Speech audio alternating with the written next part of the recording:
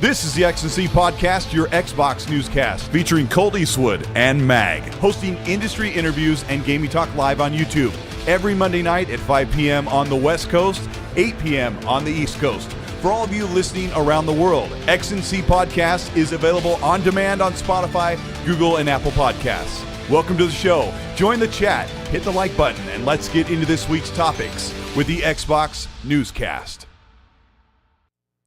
Welcome to episode 147. This is the X&C Podcast. If you're new here, this is a podcast where my co-host and I, Mag, who's over here, we talk about the gaming news, what's going on for the week, some inside track on stuff, some speculation and predictions, and it's an audio and video show. And if you're checking us out on Spotify, Apple Podcasts, or other podcast platforms, thank you for doing that. Let us know what you think of the show. Mag is my co-host. He is the Canadian sensation, a sexy beast, and a well-knowledgeable person when it comes to gaming. He's got more trophies and achievements than you can shake a stick at. How have you been this week? I am doing fantastic. I'm looking forward to a great show tonight. And before we even get started, Pierre David Moreau has not started with his nonsense yet. However, someone else in the chat has started their nonsense, and I can't stop laughing.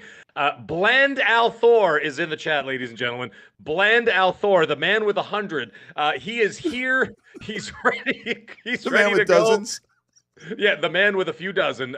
He's in the chat right now. Yep. I hope the real Rand Al Thor is listening to this right now. Rand, you need to show up. You need to show up into this chat tonight, and you've got to have a little bit of a verbal battle with Bland Al Thor. I think it's going to be like Superman 3 when Superman fought evil Superman. I'm so excited. Anyways, we got a great show for you guys tonight. We got some spicy things to talk about, some fun to talk about. I know everybody calls this the dead zone. This is like, right, this is like the month before all the rumors start coming out about the showcases and this and that.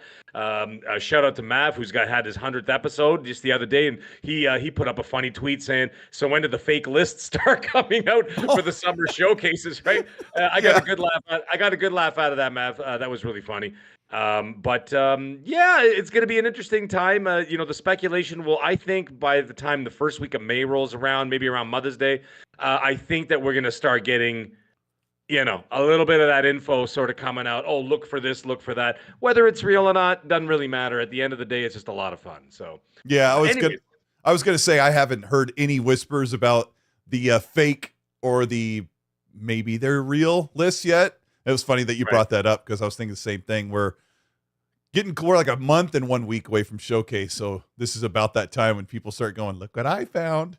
Yeah. And then of course you always get that one person who types up a list on their Microsoft Word from 1996 and then posts it on social media saying, "I got the list." I go, this was dangling out of Phil's briefcase when he was walking to work, and then when Phil turned to say hello to somebody, I slipped it out of his briefcase, and this is the actual list of the Xbox showcase. So yeah, that's all going to start real soon. Although there are some things to look forward to that we do know about are coming. Some things that we talked about in January that are going to be coming to fruition, even though they called us Trust Me Bros and Frauds, they'll all come to fruition very, very soon, which is nice that we'll get that retribution, so to speak. But anyways, we got a great show. Colt, what have you been doing this week? What have you been playing? Tell me about it. I mean, it's pretty predictable, Mag. Everything I've been doing this week has been Fallout related. After we wrapped the show on last Monday, I spent the rest of the week recording, testing mods, and putting together a big mod video that I'm pretty happy with. But as I assumed, the mods would kind of be broken, so I wanted to put that video out the day of the Fallout update, which is going to be a big part of what we're talking about today. And because I knew that if people set up mods ahead of time, that they would break. And the night before or the day of, whatever, when I put the video up, a lot of mods were not available or kind of moved and shifted, hard to find stuff. So people are really excited to kind of take a new jump at Fallout 4. And I thought the mod thing would be a cool idea. And I've just been playing it like crazy, Mag. I've been playing it for like 2 weeks straight. I saw your character. It's actually really funny because I keep seeing you post pictures of it on social media, and I'm like, what is that? I was like, is Colt part of the Brotherhood of Steel with his silly, with his silly angular head? It's kind of funny because it's like a little bit angular because I mean it's a 2015 game, right? And I'm like, what's wrong with Colt's head? It looks weird. But anyway, not soft enough for you, Meg. It's a little funny. But hey, man, I'm glad you're having a good time with it. I, on the other hand, I have been still plugging away at Resident Evil 5. I'm still trying to go for that. I'm just about to finish my second run, heading into my third run of the game. However, something caught my attention this week that I wasn't expecting because I completely forgot about it, and I remember seeing it at the game. Was it the Keeleys? Maybe it was at the Keeleys they talked about it and revealed it, and I just forgot all about it. Drinking causes short-term memory loss, kids. Don't forget that. But anyways, I'm playing Tales of Ken. I don't know if you pronounce it Kenzera or Kenzera. I'm not sure. Yeah, so Tales of I'll just call it Kenzera for now. Tales of Kenzera Zao. What a fun game. I'm enjoying. Like I saw it, and I'm like, oh yeah, I saw this at the game show, the Game Awards, and I'm like, I forgot all about it. And I saw it was I don't know. It was at the Keeleys? I didn't know this was the game you were going to talk about. It was either at the Keeleys or it was one of the Xbox showcases. Chad, help me out. You'll know. It looks just like Prince of Persia, which really won people over. People are loving this. But tell me about it. You're liking it. So it's like it's what the hell do they call those games where you go back and forth? Is it roguelike? I always forget the name of it. Yeah, or Metroidvania. Or Metroidvania. Excuse me, Metroidvania. My bad. Chat, don't attack me. Jesus. Oh yeah. Like they freaked out last time. You remember that? Because I don't play those games, right? So I don't know the terminology of games I really don't play. Hold on, Meg. Hold that thought. Yeah. You're about to say I don't want to derail you, but you're about to say the Metroidvania thing. In my Fallout video, I said that there's an AK-47 that's chambered at 5.56. Now you can buy modern AKs that have been chambered for 5.56 ammo. And people in America like to buy those, even though you can buy the 7.62 by 39. Like, I know all this stuff. I said that in the video, and I couldn't believe how many people are like, oh, actually, the AK shoots a 7.62 by 4. I'm like, oh, my gosh. You can't get anything past a gun enthusiast like they know everything.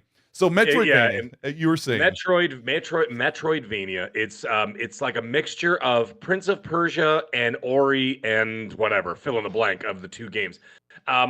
What a great game. Good story. I'm enjoying it, and I'm having a great time. It's kind of heart-wrenching story because it's based on the creator's personal relationship with his father and how he lost his father, and then part of the game is about him dealing with the grief of, you know what I mean, like coming to grips with losing his father, and he poured that into the game, and that was the catalyst for the story of the game.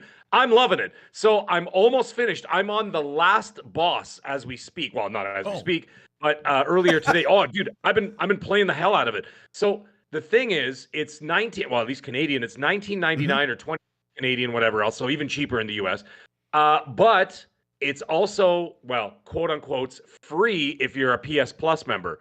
So it's on the subscription service. Yeah, whatever the hell you want to call it. So it's on the PlayStation Plus subscription service, or you could buy it on Xbox between $15 and $20. What a great game. I can't put it down. And the good thing, the reason why I like it more so than Prince of Persia and the Ori games, I know that sounds sacrilegious for a lot of people, especially Ori. Blandel Thor will tell you how awesome it is. Actually, Ori was the game, if anybody remembers, Ori was the game where Rand, the real Rand, not the Bland, the real Rand got his million gamer score live at E3. Remember that with Phil Spencer and everybody else standing there, and he got that achievement on that game. So that's anyways, the thing is, I like it better than that because it's a little bit smaller and it's more bite-sized, right? So like you're not overwhelmed with like 19 different abilities and moves. You're like, oh my god, you know what I mean? Like I was overwhelmed with Prince of Persia. I got to ask you, Mag, with a map. Yeah. Do you find yourself as lost or not as lost as you were in Prince of Persia? Yeah, not lost at all. They kept it very simple. Okay. And like I said, it's digestible in size, that it's not overwhelming. Because you know how Metroidvania starts, right? You look at your map, you're like, all right, this is pretty cool. This is all right. And then all of a sudden you start playing and you're like, holy God in heaven, look at the size of this map. Because it just keeps growing and growing and growing, right? As you progress through the game, the map starts to, appear in in the map section. But then it gets to the point where you're like, this is ridiculous. I'm not going back to play any of this because this is stupid. It's going to take me 7 days to get to the other side of the map, right? I know there's fast travel and whatever else. But anyways, this is a digestible, bite-sized Metroidvania. A lot of fun. Excellent mechanics. It's sponsored by EA. It's a part of the EA Originals. And this is not some kind of a plug, by the way. I'm just having a great time playing it. And I can't stop playing it. Like every time I go to play something else, I'm like, I'm almost done. I got to go back and do this. So I'm going to go for the 100% on this because it's more attainable than Ori was for me or Prince of Persia. So Tales of, like I said, I don't want to say it wrong. Just call it Tales of Zao because that's the ZAU is the big part of the title. So it's what everybody I would have to imagine it's Kenzada. But Tales of Kenzada Zao. Let's call it that, because that seems to be like how you would enunciate it. But I don't really know. I'm not Kenyan, so I wouldn't know. But either way, fantastic game. Check it out, folks. If you got the time, you really enjoy it. That's all I've been playing, dude. No joke. Okay. I'm seeing the hot emojis in the chat while you're talking about that. You know what, Meg? I think I might actually pick that up because that was the one reservation because I really liked Prince of Persia, but being lost like sucked the enjoyment away for my little tiny brain.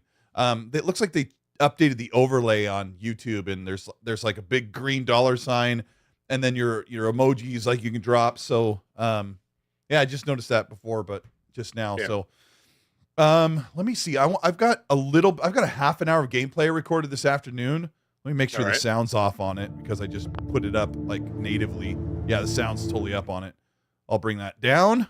So what you're looking at here is just 30 minutes of me walking around my base and then just kind of going out and using this exploding double barrel shotgun. And then I've got this cool Enclave regular over armor when you're not wearing power armor. So we can look at that while we talk about one of the biggest news pieces today, Mag, is to talk about what's going on with Fallout. Well, first we'll start off talking about, you saw the milestone, the TV show hit big numbers. I'm sure that you could probably help report on that. Did you see how many viewers they had for the Fallout TV show? I had the numbers in front of me, and I skipped over it because I moved on to something else because I was looking at the some of the problems with the next gen update. But which we'll talk about. So what's your guess? How many people tuned into the Prime TV show in the 2 weeks that it ran or whatever? Well, I would have to say, it's tough to sort of. Would you have any idea like what ballpark to guess in, Mag? Am I really putting you on the spot? Yeah, sort of, because like it's tough to say with streaming. Like I don't trust streaming entirely when it comes to their numbers, because a lot of times they're saying that they pulled in. Okay, now I got it in front of me again. They're saying that they pulled around 65 million. I don't believe that. They're liars, are they? No, I don't believe that, because what they do, especially Disney, because they're scumbags. What they do is that when you go like to the main page interface. Mm-hmm. And you'll see, like, let's say, you got your little icon, and when it like lights up the tile. Yeah. Okay. I don't know. This is a little bit of a Hollywood inside baseball, kids. So anybody who doesn't know about this, when you highlight the tile and you know how it starts playing, they count that as a view.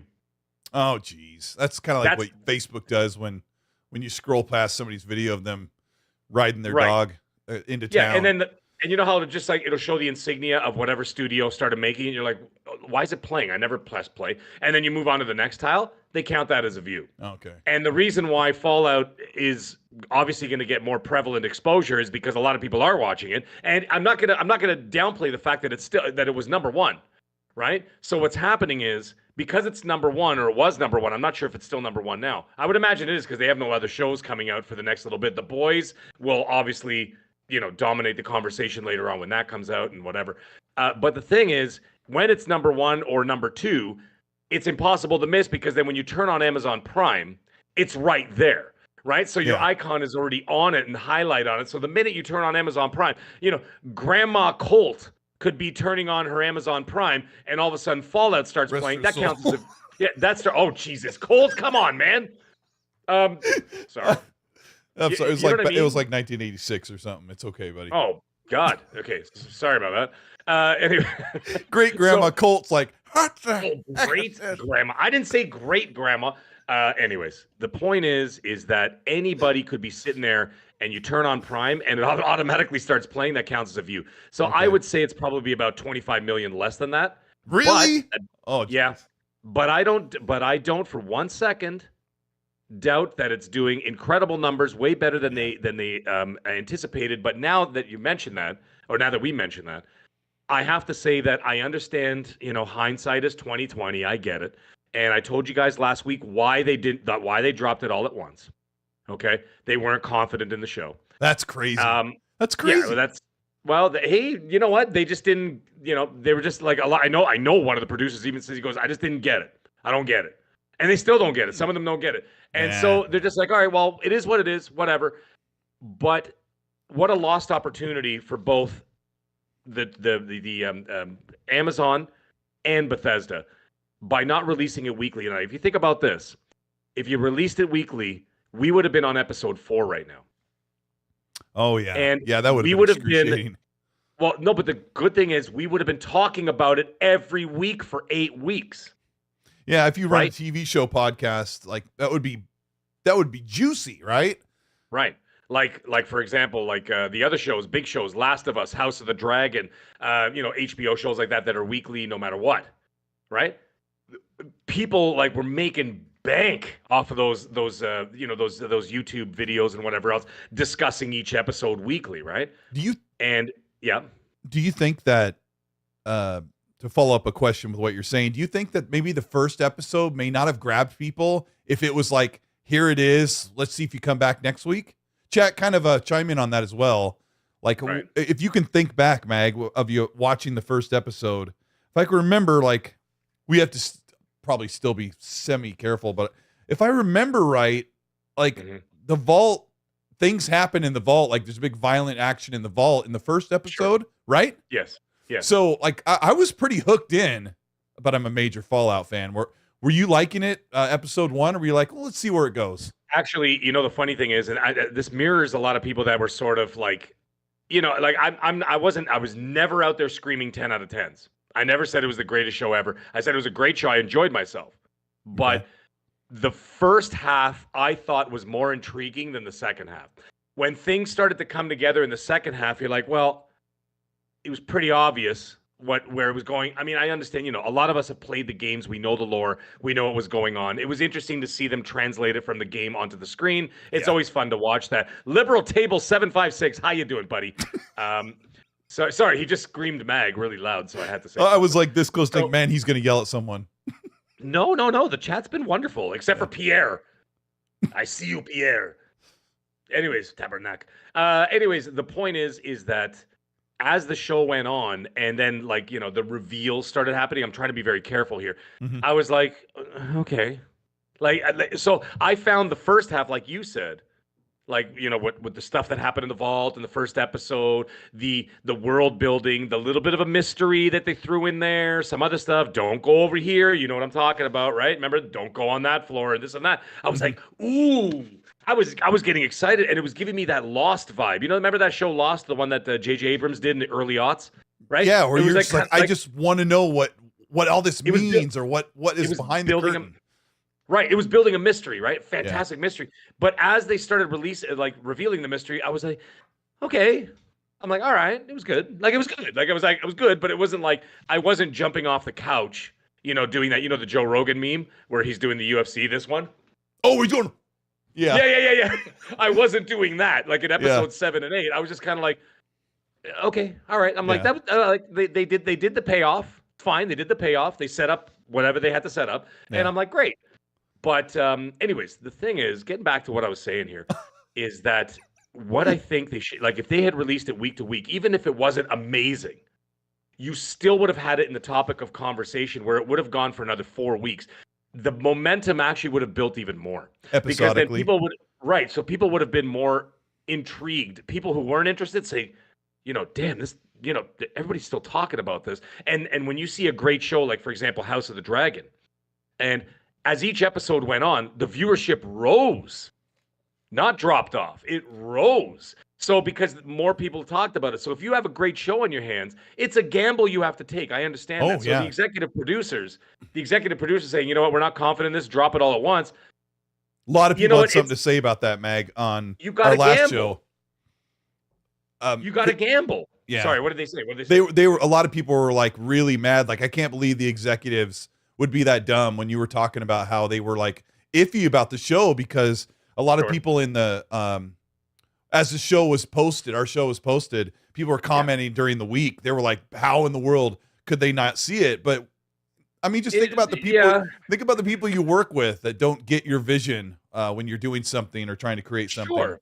Yeah. And the people that hold the money, not all of them are in touch with what's going on.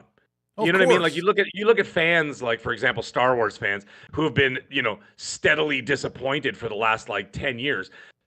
You look at a situation like that, you're like, how could they be so out of touch? Is because they're not, you know what I mean? Like they have their vision of what they think is good, and then we have our vision of what we think is good and whatever else. And then it doesn't translate sometimes, right? Because people have different thoughts and feelings and whatever else. And they just didn't feel like they had a hit on their hands. And that's fine. There's no problem with that. It's a pleasant surprise for everybody because I wasn't 100%. Then I watched it back in late February or March when I watched the show, and and whatever, I can't talk about that. But the point is that you watch the show, you're like, this is good quality. This is quality. Mm-hmm. I'm enjoying it. So it's great. But like I said, the week to week thing would have been a thing. Now the Bethesda thing, we'll get into that later in the show. I think that they failed at something, not the next gen updates. Yeah, I'll save it for later. Oh, you have a little bit extra. Okay. No, I have a little bit extra. We'll talk about it later when we get into Bethesda. But anyways, Doovie in the chat said, yes. Doovie in the chat said that I'm not really a fan of the game, but the TV show won them over, or them over, and they've been playing the heck out of Fallout 4. That's great. That's it's really cool. And I mean, of course, Mag liked the show a lot, and he's not saying that he doesn't agree with some of the stuff. Sure, that's kind of like what we were talking about, and everybody kind of understands as I look over the chat. But sure, 65 million people. It's a huge success. Today, Todd Howard was interviewed by Greg Miller of Kind of Funny Games, and oh my gosh, did he really push? I know Greg's a funny guy, and he's like supposed to be the stuffy professional interviewer, but I felt like there were moments where he was really kind of being disrespectful in the way he joked about pushing information that Todd is neither privy to or not in any way allowed to talk about the deliverables that his team is working on personally. And I'm about to get scared by a ghoul here in a bathroom stall. I don't know if you listened to any of that, Mag, but a lot of it was some of the stuff we'll talk about before we get into updates for Starfield and Fallout. Hey, everybody, if you're here and you think you're going to have a good time with the show, Mag and I like to enjoy the gaming hobby. And if you're here, hit the like button and show your support for the channel, and we will roll along with the news. First thing I want to talk about before we get into some of the things Todd Howard revealed is the Fallout 4 update. Now, I've been playing it for, what has it been, for 4 days, and it looks fantastic on Series X. But, of course, if you're on Series X, you switch it to performance mode on and off, and it doesn't seem to change. Bethesda, I should have grabbed this quote because it was so crazy. I'm going to grab this as I talk about what's going on here. But you know what? I'll have to find it. But Bethesda said, hey, because there was this report, I'll try and make this brief, the backstory, but there's this report that the Xbox version is not going into quality mode at all. And so Bethesda put out a tweet a couple days ago and said, hey, the quality and performance mode are kind of the same on Series X. Both are going to target 4K 60, but it's going to reduce the resolution on the quality mode to keep performance up. And I thought, that's not what you said you were going to do. Because, to get right to that point, PlayStation 5 has an actual quality mode, half of 4K, longer draw distance, higher detail and textured quality, what they call ultra settings on PC, you're getting on PS5. Well, that version on the Xbox Series X, Mag, when you switch to quality mode, even though it's called performance mode off, it doesn't increase the quality of the game at all. It only just reduces the resolution. No, the resolution is dynamic on performance. So you basically get, I would consider medium to high settings on both modes. One is just more dynamically resolution based, which is the performance mode, which is not what they said. Not only that, my big complaint is that Bethesda is owned and run by the Xbox and Microsoft Corporation. Their in-house console is the PC and the Xbox, and they gave the PS5 the better version. Even, I mean, if you want to play it at higher quality, longer draw distance at 40 FPS with a brand new modern TV, you can do that, but we don't have that option on Xbox Series X. I have to bookend this with a really fiery comment and say, I have a feeling that Xbox's dev kit is to blame for this, because their Xbox dev kit targets Xbox One, Xbox One X, Xbox Series S, and Xbox Series X. And I think basically what we got with the Fallout 4 update, Mag, is the Series S version with the extra horsepower just automatically applied. So kind of like what people are talking about with the PS5 Pro, that if it doesn't actually, if something is not actually developed specifically for that, it's just going to automatically get that horsepower boost. Which is, I think, yes, that's a good way to, that's kind of what I think we got at this point with the Series X, and Bethesda was like, looks good, I guess. Yeah. I don't get it. I have world-renowned GeoHound. What's up, dude? You know what? Are we gonna get into this? Are we gonna get into this or what? We might as well get into this. Yeah, I'm gonna forewarn you guys that a lot of people are mad that I'm speaking up about this. A lot of people are like, "Who cares? Just play the game." I'm playing the heck out of the game. Who cares? Like this is something that we were told we would get. We have this super powerful console, and here's the kicker, Mag. There are a ton of people that I talk to. I talk to hundreds of people every week about gaming. And I could tell you the majority of the players that I talk to would prefer to play at higher quality, even if it means, even Red Wolf, my good friend who's in the chat, they would prefer to play at a lower frame rate if it means the graphics, the resolution, the draw distance, all that's cranked up. I can't tell you how many times when I say, hey man, we asked for 60, we should get 60. And they're like, I would rather play at 4K 30. And now they're like, who cares? You got the game. Just enjoy it. What does it matter? You're making Xbox look bad. All right, take the floor. Nah, that's not the way to do it. Like, you know, I mean, you don't always have to hold everybody to task with a lot of things. You could just let some things go. You'd be like, you know what, whatever. They did what they did. Mm-hmm. You either, you know, as a consumer, and this is the thing that I've always fought for, and that's why, you know, people get upset with me, whatever. But, you know, the thing is, what I don't get is that how can people get upset with a certain view, especially my views, where I'm trying to protect the consumer? You know what I mean? Like if you're buying this product or you're subscribed to Game Pass and you're playing it, whatever else, that's still your money. And if you're not getting what you want with your money, you should take your money and pull it back. Now, I'm not saying unsubscribe to Game Pass, because there's a million other things you can, there's a million other things you could play on Game Pass, whatever else. And of course, in the Xbox ecosystem, you know, on and on and on. However, if you're not happy with something, you know, there's no problem with being vocal about it.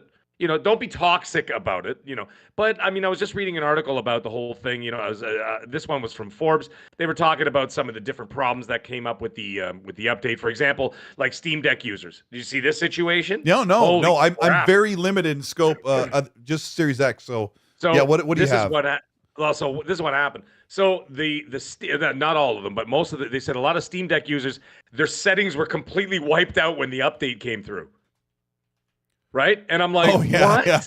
So like you went through all of that hassle and everything else. Now I'm going to read this verbatim because it's too long for me to like sort of abbreviate. However, you could say the number of bugs fixed is not all that many in the update. Supposedly this big. The update is broken.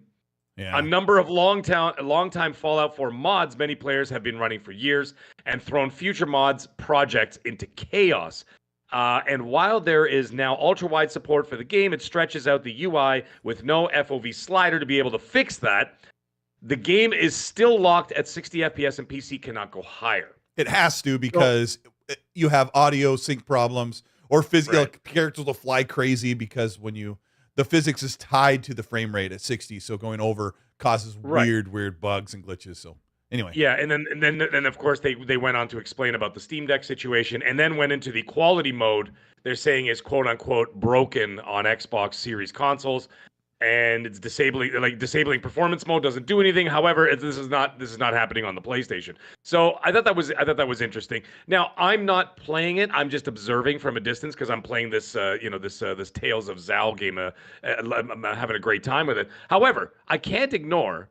I'm going to sort of move this on into this other subject of I can't ignore the fact that the show has moved customers or possible future customers to take a look at the game, right? And you see the player numbers were going up. Steam's concurrent users were going up. Xbox's player numbers were going up. PlayStation gamers.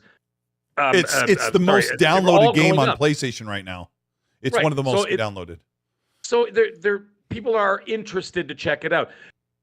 A lot of them aren't sticking around, but they're checking it out, which means their interest has been piqued. This is where I feel the failure, and I'm going to be pretty blunt about this. Okay. I feel that Bethesda failed with the gamble, I like to call it, the Hollywood gamble.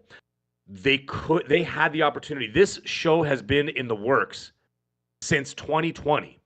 Okay, 2020. You know what the not Blandel Thor told me? The real Randall Thor told me. I said they've been working on this for a few years. He goes, no, they haven't. They've been working on it for a year or two. I'm like, there's no way they haven't been concepting this. No, they've been concepting it. They've been doing the what the hell just is it creating called? creating the props alone would take at least a year. Hell. Yeah, no. There's the writing of the script. You have to write the script. You have to find out where it's going. You have to collaborate. You have to do all that. You have to do you have to drop the nukes. I can't remember the bloody name. The concept. It's the concept shots. I can't remember the name. The condom shots. You know what they do? Yeah, you know where they do the hand drawn. The concept art. Storyboard. There you go. Concept art, storyboard.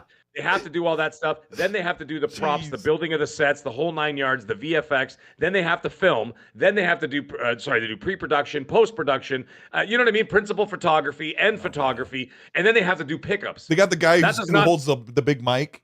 Yeah, the boom mic. Yeah, that doesn't happen in one. Speaking of boom, go subscribe to Double Barrel Gaming, please. Anyways, back to the story here.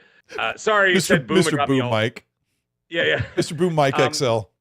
That doesn't happen in 1 year. That doesn't happen in a year and a half. So you're saying this show has been in the works for 3 or 4 years easily, right? Yes. So now here's the thing. Yeah, it's not like Bethesda. It's not like Bethesda didn't know. Okay, I understand they did this next gen update, whatever else. I personally feel, this is my thought. Now, hear me out, folks. Hear me out. This is what they could have done. They could have done a full next gen paint job of Fallout 76, something a little bit more cohesive with the current gen consoles, not a 9-year-old game. Hear me out. And then have a full World of Warcraft style expansion, all next gen everything, and add it on to Fallout 76. You could, a la World of Warcraft. Okay. I'm trying not to get you to be too what's the word when you to aspire to too much, but actually what you're saying is solid. I'm pointing right now, look at Fallout 4. Everyone's like, Megan was like, we're crying over a 9-year-old game. This is one of my favorite games last generation. And Fallout 4 is not just a game that came out 9 years ago. It was one of the greats of the generation. I mean, I was I enjoyed it quite a bit. And it's I enjoyed it quite a bit. Yeah, I mean, one of my playthroughs that's this character is on like day 7 of that I've been playing this one. And I have many more. Look at the graphics. Okay. Now, if you play Fallout 76, imagine the graphics got set from high to lowish medium. That's what Fallout 76. I love the game to death. I love this game to death. But what Mag's saying is the game should look this good. Fallout 76 it's not this shiny for sure, but it's still a cool game. Really cool. So what I'm saying is that it's a little bit more, I think 76, because it came out obviously much later, I think is a lot more relevant. It's a games as a service game as well. We all know that. It's all the multiplayer and everything else. I think that was the missed opportunity. I think they could have focused a little bit more on that. I know it had a bad name and a bad reputation, whatever else. However, they stuck with it. They made it better. It got better. And I think that could have been the focus. And then they could have put on a paid expansion, or if you're a Game Pass Ultimate subscriber, it comes free with that. Free, you know what I mean? Air quotes free. And then if you're buying it. Yeah, and if you're playing on PlayStation, you got to pay $30 for it, $29.99, and you do a proper expansion, not a gigantic GTA 6 map. Do a great, solid 5-hour, 6-hour expansion. You can't squeeze that out in 4 years. I mean, they worked for a year on the Atlantis DLC, and the Pit DLC was the year before that. So. Right. You're absolutely right. They knew, if they knew even for 2 years they were working on the show, they should have said, we're going to do an expansion in careful spoiler, near the area of Shady Sands, and a Vault 33 expansion. I'll just say that if you haven't watched the show, that won't hurt you. But and the thing is basically, sorry, Meg. Basically, go ahead. Just a TV show season 1 themed expansion. And you have all the time to work on it, Bethesda Austin, until the show launches. And the scripts were done, or at least concepted, back during the pandemic, for Christ's sake. Like, you couldn't just go to Bethesda and say, and you know what? And Todd Howard was right there. He's an executive producer. Plus, he talked about what he wanted and what he didn't want because of Fallout 5, which is going to come when you and I are about 92, 93 years old. So somewhere in there. So, like, he talked about that kind of stuff, right? But the point is that the opportunity was there to be exactly what you just said. You could have added an expansion that was tied into the show, and that is something that they I can't say easily. That's not fair, because I don't know, how what they're working on and stuff. But it was an opportunity, dude. And it should have been a priority, right? Is what you're saying, because I agree. Paint it, polish it, repackage it, and sell it to the public as the new Fallout 76. With next-gen updates for the current game, whatever else, and now you've got a shiny new expansion. Essentially, you've created a new Xbox exclusive out of an expansion, piggybacking off a very popular show. Why? Well, here's the funny part about what you're saying is they didn't do really any of that. They did some reactive Vault 33 tie-in stuff for 76, Vault 33 backpack, and a couple other things, right? Funny you say that. They didn't do any of that, Mag. Right. Funny I say that. What? I just read something. It was about 15 minutes ago, and I actually screenshotted it because I knew I was going to forget. Sean T in the chat. Sean T. Yeah. Not Shang-Chi. Sean T. Yeah. He said, frustrating how behind the 8-ball Xbox is with capturing zeitgeist. Always reacting. Yeah. And that is the truest statement I've heard in a very long time. Now, it's just something that they could have capitalized on, especially when you've got 3+ years notice. Like, it's not like it happened like you're not asking them to make a game. You're asking them to do a themed expansion, right? Which is themed expansion. Yeah. And put the next gen polish on 76 and repackage it and quote unquote resell it to people and re-release it.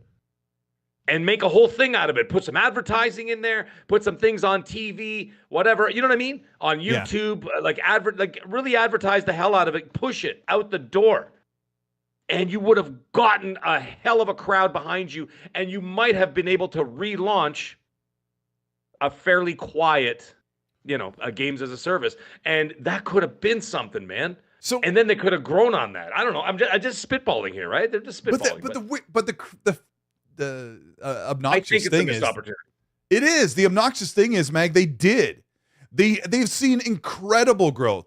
Fallout 76, which is one of the lowest rated games of last generation, it was I think it was in the around a 60 something, right?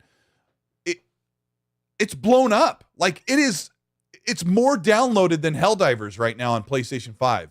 It's not the most sold. People are going back and picking the game back up and downloading it. On Steam, it's like charting up. They had 1 million people play in a 24-hour period for Fallout 76, which people would say is the worst Fallout game ever made. I love the game. I love the game. It's great. So, however, Fallout 4, Fallout 76 are big. However you can see now, what. I could see the slapback. I could see the slapback where some people are going to say, well, risk it. Absolutely, dude. Sorry, he's saying something else. You'll get to that in a moment. Just go ahead and hit it now. Yeah. The clapback. No, I was going to say the clapback on a lot of it. It was going to say that people are going to say, well, it is popular. So whatever you're saying, Mag, well, it's already popular. Yes. However, what's the retention going to be like? That is the key to all this. Not how many people stuck their face in the door and go, what's going on in there? And then just walk away. Or, they hear a party and they hear a party next door and they look over the fence. My girlfriend's they're like, oh, okay, cool. And then they go back to their business. No, you want those people to hop the fence and join the party. And retention is a lot of that. I mean, retention would have worked with a weekly release, but would people be as on fire about Fallout week to week as they were when they binged it over, a week?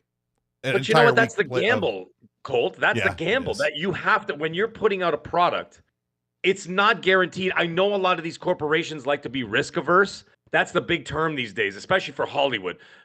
Risk averse, right? They're afraid to do anything. They're afraid to make moves. That's how you fail continuously. You know how the 1970s brought Hollywood to the pinnacle of its success between the 70s and then dovetailing into the 80s. And then, of course, the 80s was just out of control. And the reason for that is because they took risks. They weren't afraid to make those leaps, to make those bounds, to be able to go out there and stick their neck out and say, this is what we're doing. And that's where you got those big people, the Spielbergs of the world, the Coppolas of the world, and everybody else. And, and the De Palmas and blah, blah, blah, blah, and on and on. You get all these people. Well, the video game industry is no different. The streaming industry is no different. They had the chance to take that gamble and say, this is our product.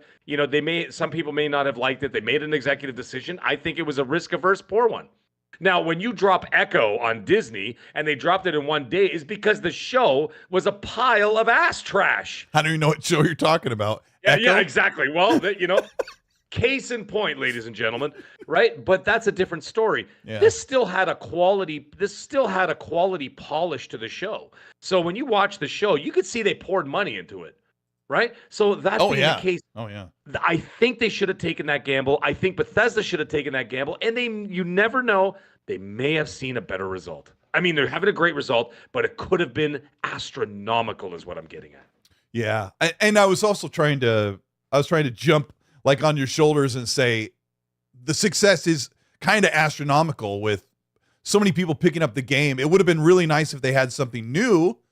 And like you said, if they had really great themed or a big bunch of gameplay to do for Fallout 76 week to week on a service game tied to the show, and they didn't. And I talked to people very, very close to Bethesda and Xbox that were just like, where is, tie-in content? How can they make this bigger and better?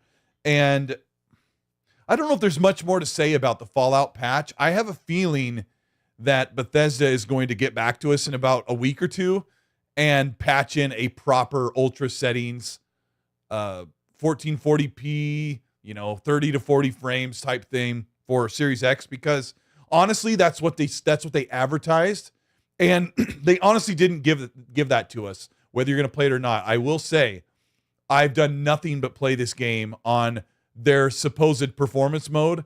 I don't know if I'm on performance or quality. I go back and forth, and it's all pretty much the same. I love it the way it is right now, but for everyone else that loves higher graphics, even if it means the frame rate drops down, I think they need to deliver it, and I think at this point they're probably going to have to do that. They had a couple years to do this, but my problem was, Mag, with the update was, it's like Bethesda didn't even launch it on the Series X and go, all right, does it work? It's just asinine to me. I think I'm coming to the end of my clip here. It's asinine to me that they were looking at this and go, oh, what does it do? Oh, it tries to keep both at 60 frames? Well, people will love that. It's like, no, that's not what you said you were going to do. Like, I think there's going to be a change there. Let's talk about what Todd Howard said about, I'm going to see which one I should start with first. I think the clip, I might turn it off here. I'll try to keep an eye on it.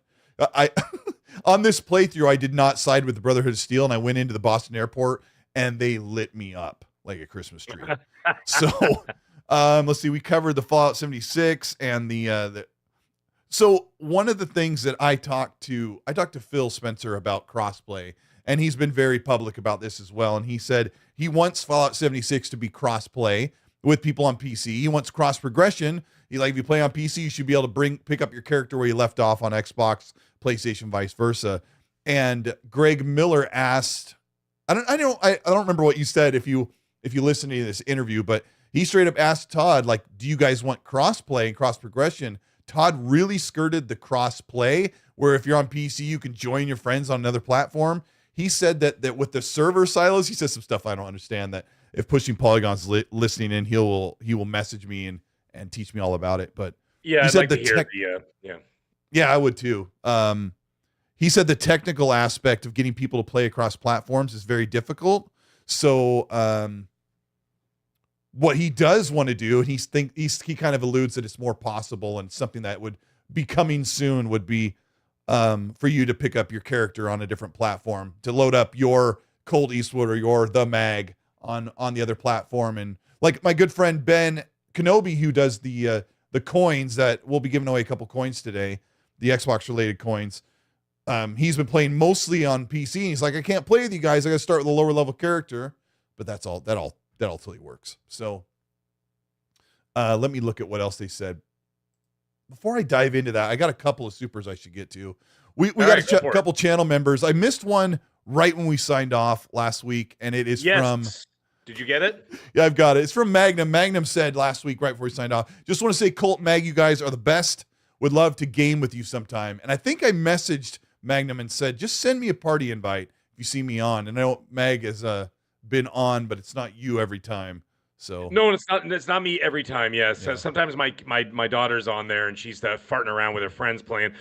I get Fortnite. These messages all the time. They're playing. Well, she plays a lot of Fortnite, but the funny thing is, she also plays like Goat Simulator 3 and some other like random games. I don't know. There's some like crocodile game that's on Game Pass or whatever, and people are messaging me going, Mag, what the hell are you playing? And I'm like, what are you talking about? I'm at work, right? Right. And then they're like, you're playing some crocodile game. And I'm like, it's not me, man. So if you see me playing an adult game, and I don't mean adult like as in like pornography, I mean an adult game, then you know it's me. If you see a silly crocodile game... if you see you playing an adult game.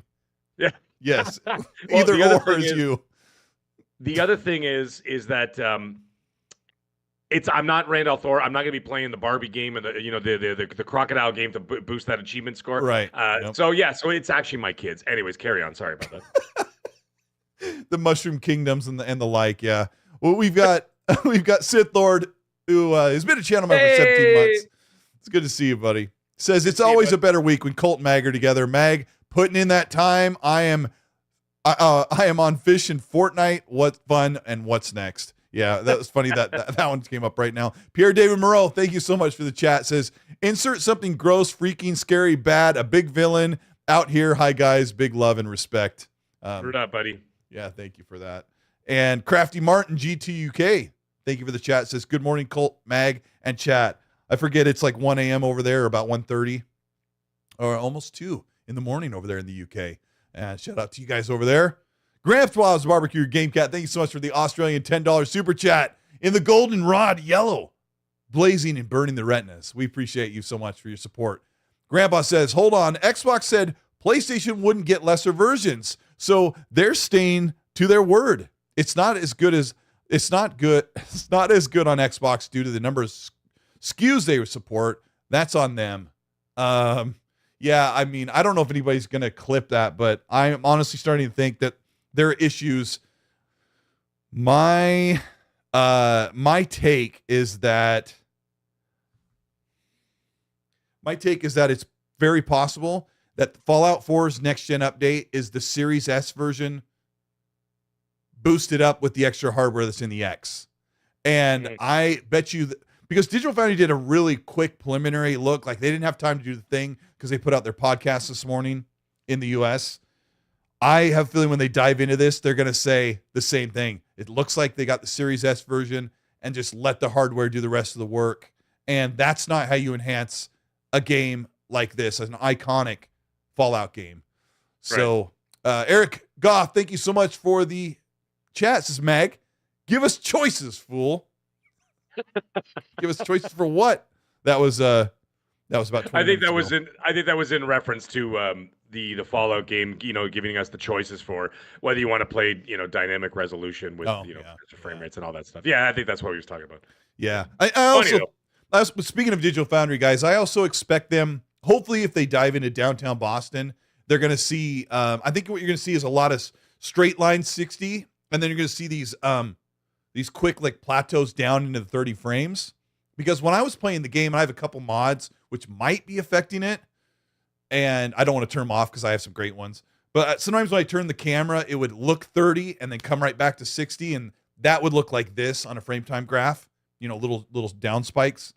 Yeah. So it's not perfect, but oh my gosh, it's even as is, it's a great update, and I've been playing it way more than I've been crying about it. Speaking of crying, we got Risky for the Biscuit in the super chat, who he loves to give people crap about him in his car for his car videos. He's like, you want me to cry? He always threatens people. You want me to cry in my car again? And they're like, okay, whoa, Risky, bro, it's cool. We're good. Dude, if I had to deal with the Australian government, I'd be crying too. Shout out to Elon Musk for clowning that guy. Not risk it. Not risk it. No. Not risk it for the Prime Minister. Yes. What did the scumbag have to say? Our favorite scumbag. He says, "Thank you for the $3 Australian risk it." He says they could have collaborated with the London mod team. Yes. Okay, that's what I saw earlier. I wanted you to read it at the moment, but something. Yeah, I know. I got caught up, and then the chat moved quickly. I mean, they kind of got the short end of the stick, right? But I mean, they're just a independent mod team, right? What's your take on that? Right. Oh, I forgot the gameplay stopped. I'm sorry, guys. But the thing is, they could have something new. And it could have been a collaboration, a collaborative effort together. Say, hey, let's work on this together. Although London wouldn't have made a lot of sense, considering that what we talked about, I think, made a lot more sense. Talked about Shady Sands and stuff like that. Mm-hmm. I think it would have been something that at least people would have had, been able to recognize the correlation between the expansion in the game and, of course, the show. So I think that would have worked better. But you know what? Risk it's on the right path there. That there could have been some kind of a collaboration and say, listen, we don't have a lot of time to do this, which is bullcrap, because they had 3 years. But if they were running out of time, yes, they could have done some collaborative effort and maybe even lend some of the R&D, some of the assets, something, and help them along and say, hey, listen, we'll put some money into this. It'll benefit you and it'll benefit us in the end. You know what I mean? Share a little bit of the, share a piece of the pie. I think that would have been he's right. Anyways, carry on. By the way, record that. That's the last time you're ever going to hear me say that Risk It for the Biscuit's right about anything. Yep. So, enjoy the victory while you can. Carry on. Marcus Brady, Magnum, you're not wrong. What's that saying? Sorry, he said the Australian government's better than Canada. Right now, you're not wrong, dude. You're not wrong. I'm ready to move to Norway. Hey, anyways. All your guys' government's better than ours, but we don't get into politics. But hey, we will make fun of ourselves. That's for sure. Sure, Nikki B. I'm not handsome. I'm ruggedly handsome. But thank you. I appreciate it. He's handsomely rugged too, which is a thing. I'm very mid '80s Harrison Ford without the money. I mean, we can say live on the air that the '80s is the best decade, right? The best ever. Well, I mean, we were just kids. 70s was better for music. 80s is pretty awesome too. That's a tough one. God, the movies were good. By the way, unrelated, I'm just going to say, because this is the first half of the show. In the second half of the show, I have a very generous anonymous donor would like to give somebody in the chat, and I'm going to figure out how to do this. Why Norway? Because just Norway sounds awesome. I'm going to give away a copy. I'm going to give a Series X copy of Elden Ring with the Airtree expansion edition. So you're going to get the base game. You're going to get the base game, and you're going to get the expansion, and it's for the series, the series consoles. So that'll be in the second half of the show. I'll figure out how we're going to give it away. Maybe I'll just pop it in the chat and see who's lucky enough to snag it up real quick. So that'll be in the second half of the show. Anyways, since you're dropping that on me without notice, I'll see if I can get help for you to make that happen. No, I'll just send you the code. I'll give you the gift code. No, I'll make sure. I'll see if I can get some help to help you pick the winner, and then we can do that. As you don't have to freak out about it. But yeah, we appreciate you guys.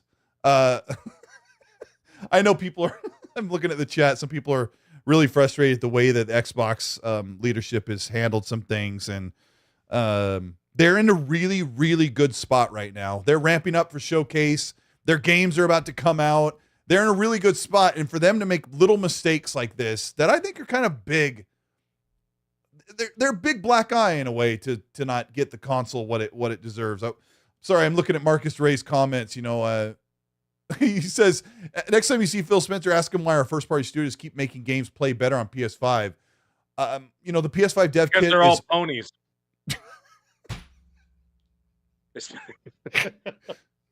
They have like a National Order of the Ponies meeting in the conference room every Tuesday. They have Taco Tuesdays. All the heads of Xbox are down there. There's like a trap door opens up under Phil Spencer's desk, and there's a staircase that goes down, and they wear robes and stuff so no one can see their faces, and they get down there and then they play PlayStation. All blue robes with the white logo on blue it. Robes. Mm-hmm. Yeah, and then they go down.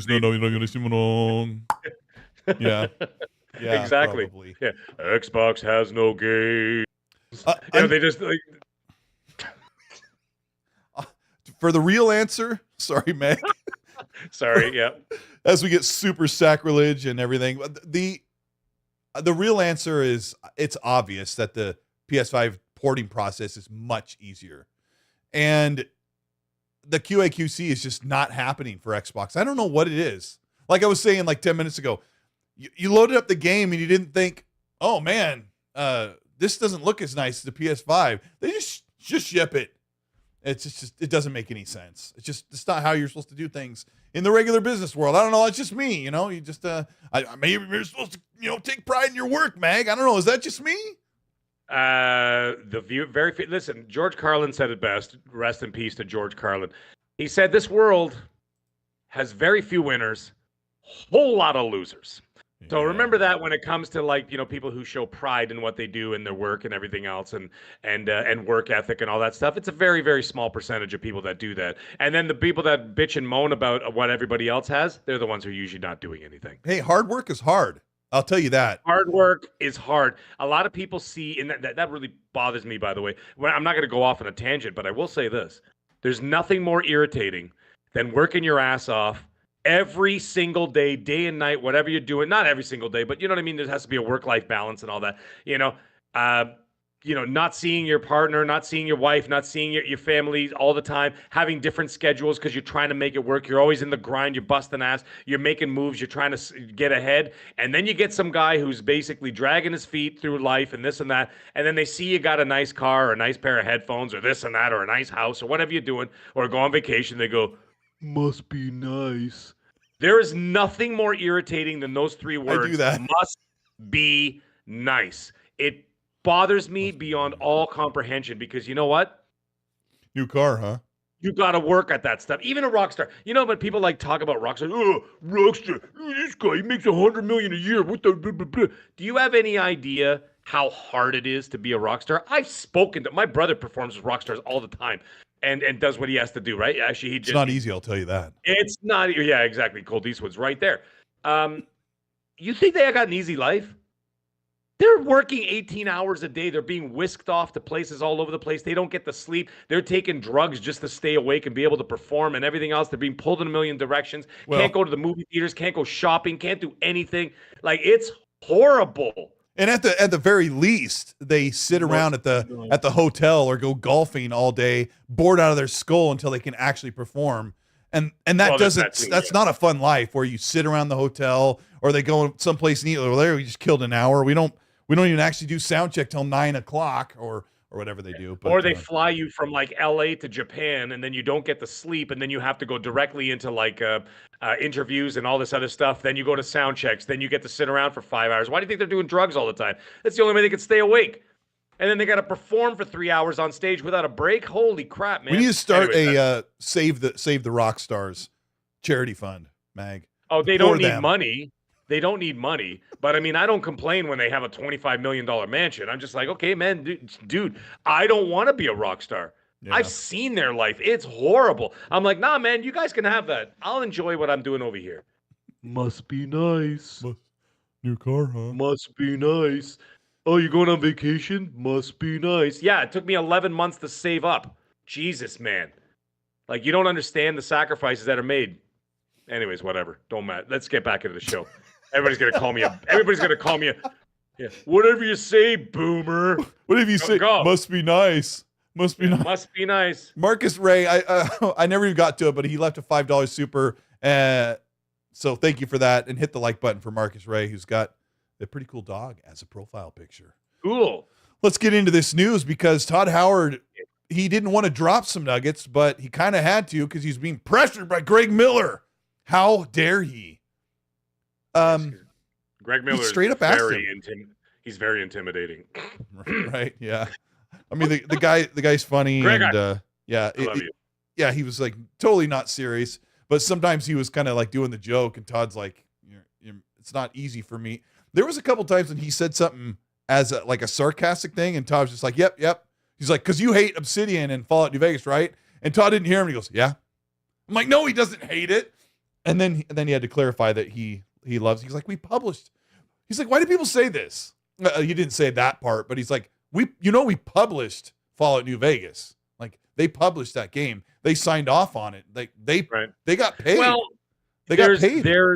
But Colt, the reason why this keeps coming up is because there is this discussion that happens within. There's two camps. There's the anti-Bethesda camp for taking those. What they're saying is like, oh, they took those IPs away and they've ruined them since as opposed to what they like to call the Fallout purists, right? That they were, doing those games and, the earlier games.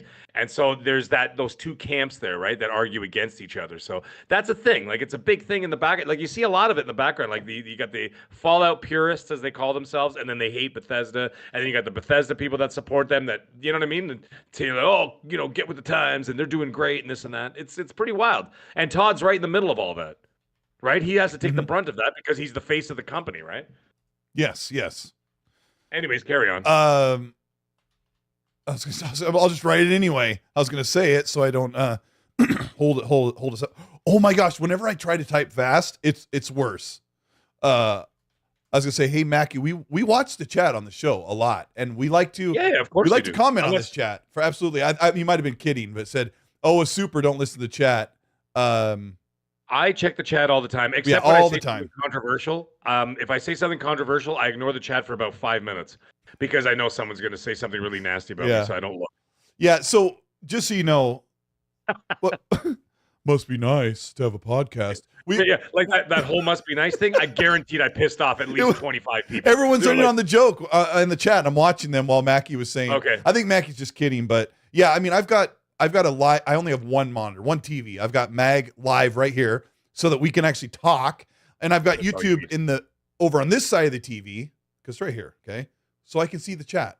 I want to be connected to the audience. Like, you're the reason why Mag and I do the show. Like, if we wanted to sit and talk to each other by ourselves with no one listening but our cat, you could just call me. I'd be like, bro, and then I'd be like, what? You got a cat? Must be nice. Yeah, must be nice. Hey, I got 2 Sphinx cats. Must be nice. Must be nice. Gold collar, diamond and crystal. They got no hair. Nice. They got no hair, so I don't have to vacuum. Must be nice. Yeah. I think Surf says Mackie's totally not kidding. I mean, how could he not be kidding? Yeah. So, I'm sorry. So Greg Miller asked Todd if you missed his 1 hour interview. He asked Todd straight up, "Are you okay with having another studio work on a spinoff?" He called it a Fallout : I was like, well, that's that's not the greatest name. It's not. Yeah, it's like Fallout : Get it checked at 45. Yeah, no kidding. Yeah, carry on. You got a colonoscopy this weekend? Yeah, no, yeah. You like hot fudge sundaes? All right. Did you get a colonoscopy this weekend? No, all right. Yeah. Must be nice.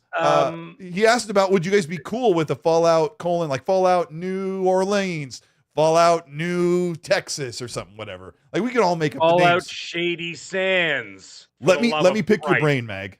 I want to pick your brain about. I want you, for the first time, you're going to predict where the next Fallout spinoff game could be, because according to Jez Corden and some reports that went over this week, Xbox is definitely on board with an idea of getting a Fallout sooner than waiting for Fallout 5 in 2030, 2035, because I think that's the reality. So based on that, Todd Howard said, or Greg asked him first one question. This will help us all kind of get into the mode of thinking about the next Fallout game. And shout out to over 600 people who are here on a random Monday when there's not a lot to talk about other than Fallout and Todd Howard's beautiful face. He said, would you be cool with the idea of putting Fallout in another country? And Todd said, we like the idea of having Fallout that's kind of like makes fun of the blind political loyalty. And, you know, because Fallout 3 takes place in DC, Fallout 4 takes place in Boston, where the independence of the country happens. So barring that, Mag, if you can think for a moment now you got to crank your brain and think, what would be a Americana or maybe a historic American location to base the Fallout spinoff or the next Fallout game before 5? Give it a thought. So, chat, help out as well and say, Tim Robo's like, Fallout must be nice. Hashtag Fallout must be nice. Help out Mag. Mag, what would be a great Americana location for the wasteland of Fallout something? You know, here's the thing. You got to stay away from the bigger cities because a bigger city means monstrous. That's not an expansion. That's a full game. You know what I mean? Like you'd save that for a mainline game. Like for example, I think we could be looking at we're assuming that somebody would take the Fallout 4 or Starfield engine and build a Fallout next title. Like New York City is too big. Okay. And the thing is, like, for example, people would expect all of New York to be available because you just did it in Spider-Man. You know what I mean? You did it in like the Division 2, right? And you're still doing it in the Division 2 or whatever. And you could pretty much get like a huge landscape over there. I think that would be too large of an undertaking. Now, the thing I think, you know, we talked about earlier about California, Shady Sands and all that kind of stuff. I think that has to be the answer. And I know that sounds like really weak, but I'll give you another one later. I think what the answer should be is it's got to be Shady Sands because you now have confirmed a season 2 of the show. Right. So now what's going to happen is that in 2 years from now, you're going to get season 2 of the show. Now, people can say, oh, well, you know, the first season took 3 or 4 years. Yeah, because they had to do it from the ground up. Now you have assets that you can reutilize, right? Like the vault sets, they're not going anywhere. You just keep them because they've already been built. A lot of it's going to take place in the exact same location with a couple of other shots where you're going to be able to take principal photography elsewhere, right? So that being the case, it's going to take less time. 2 years, Shady Sands seems to be the obvious choice. However, if you want to start for the next Fallout, now here's the thing: Texas, too much like our stalling. No. You look at something like, for example, like Texas. Yeah, you know, there's a lot of similarities in terms of the landscape and everything else, especially with that area of the United States. Yes, Gary. Texas is a cool idea because then you get Mexico and American Texas like clashing together. You've got factions. That's a cool idea you just came up with. You bugger! I was about to get to that. I was going to say you now have a border that is most likely. Well, I was going to say likely not guarded, but that's also happening right now. But you know, hey, what can I say? You're like, imagine a Fallout where there's a huge. Yeah. So you're like, imagine a Fallout where there's a huge wall that's guarded by. Oh, okay. Yeah, never mind. Yeah, and the wall is down and people can stream over, but you know that just happened today. Anyways, the point is you can do that in the show. In the game, and you could have, just like you said, factions in Mexico. You could have factions in the border towns of the United States, and instead of just being able to, you know, dealing with each other and all this, you know, all the other squabbles and things that happen in the wasteland, now you've got the threat of South American country coming up, and now you have to deal with that. So you would have wars going on. You're right. So, I mean, man, I guess my idea was so good. Colteastwood just left the show entirely. So, anyway, that's my thought. Your idea was so good. I was getting like warmed up, man. I love it. I'm sorry if I stole the thunder, but you were setting it up. No. That I love it. That was kind of the idea that I was thinking. Manny, you got it. Mutants. I literally just read that too. I was gonna say, Manny said cartel mutants. That'd be amazing. So I think that'd be a great idea. It wouldn't be done. It would be tasteful. So you wouldn't make like, the Mexicans be the bad guy. Everybody's the bad guy. Everybody's the bad guy, right? So the Americans are bad guys, the Mexicans are bad guys, but in the middle of all that, you have someone who's got a good heart. That's the beauty. Try to negotiate this cross-border situation. I think, and then you know what? That'd also be pretty damn potent considering, the current political climate going on right now. I think that would hit a lot of notes, man. That'd be pretty wild. Yeah, because that's funny that Magna made the joke, like, Colt, why do you want to fight the Mexican factions? Like, that's the thing. Like, New California Republic is, you can side with them in New Vegas, but they can also be the enemy. Like, everyone in Fallout New Vegas is, they're all gray area. They all have something wrong. Like, Caesar's Legion is just like really bad. Like, they don't have any redeeming qualities, but most of the factions, like, you can join them, but they hate this other group that's actually trying to make things better. And, Alphonsus is giving me a cold Mountain Dew. Yeah, that's a great idea. Well, some people also said you can actually expand on that as well. I mean, you could talk about, Florida, Cuba could be another one, another dynamic. You could have upstate New York and Canada, right? Because you've got all the border states. You got Detroit, right? Bordering on Windsor in Canada. You've got upstate New York with where I am in Toronto and this and that. You could have all of these sort of cross-border things. And then, of course, each country has their own ideology. Yeah, okay, I am obviously well aware that Canadians are pretty much, in most respects, in terms of ideology, are fairly similar to you guys. It's not like we're complete foreigners with a different culture. We're the same bloody thing. You cross Canada and go in the U.S., it's the same thing. The only difference is that you guys get Jack in the Box, we don't. You know what I mean? That's about the only difference. So at the end of the day, I could see, but you guys have a name different? No, they just don't have Jack. We just don't have Jack in the Box at all. Oh, that's why you guys aren't as huge as me. Don't worry. There's a lot of Canadians pushing maximum density up here. Okay, sorry, that's a line from Breakfast Club. If anybody remembers, 1984, greatest year ever. Gosh. Anyways, so. I think that a lot of those kind of ideals could. Now, the interesting thing is the Florida-Cuba thing could be interesting. However, there's quite a distance there between Florida and Cuba because you got the water, right? And, to go back and forth would be a lot of work. How about this? Yeah. How about someone said Fallout in Washington State? I don't know if Washington State offers much diversity outside of like having Seattle. Seattle has a mythology based on history that has an underground city that's like destroyed underneath the city. So like if you could go underneath Seattle and see part of Seattle, but you could also have Canada, but there's like this tie to Alaska with the annexation of Canada. Russia. Yeah, but Russia's there too. There's a whole thing there. I don't know if that's a lot of things another thing that a lot of people don't realize that. People don't realize how actually close Russia and China are to the United States. People think it's like, it's the other side of the world. Actually, no, it's not, because it's right there, pretty much attached to Alaska. Mm-hmm. So it's right Depending there. on how cold the water is. Right, yeah, like that would be an interesting dynamic too. If you had Alaska, first of all, you could do snow country, which is always fun in video games. Right, I love snowscapes in video games. Like what was it? The second Tomb Raider of the new trilogy. That one, whatever the hell that one was called. I always forget. Shadow of the Tomb Raider was the third one.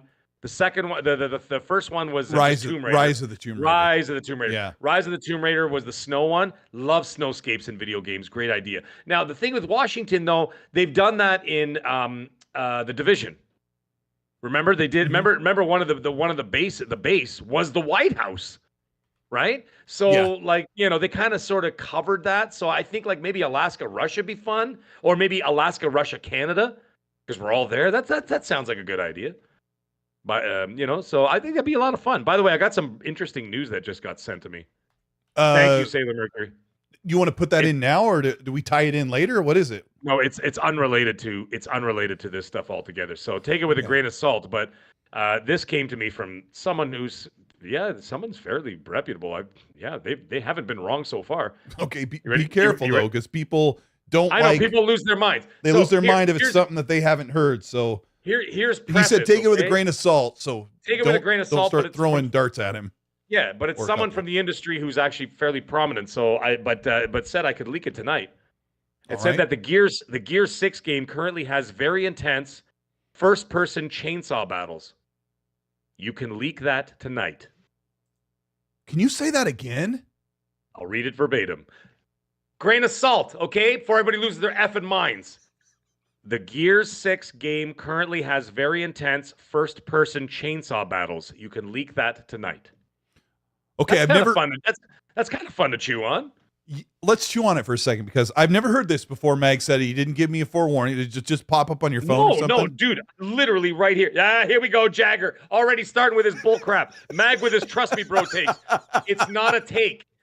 It's a message. It's a message. Take it. Message. Take it as you will, but when you say that, I crank my brain a little bit and think, when you hold B, which is in the modern one, you hold B, to get your chainsaw revved up, it goes into an animation where you clash side by side, right? This way, like a 2D Imagine fighter. it cuts to a first-person chainsaw, and there must be some type of like a button mashing or maybe some type of quick time event that would happen, or do you have to line up the sticks or something? What do you think? That's what I'm thinking. You have to line up the sticks.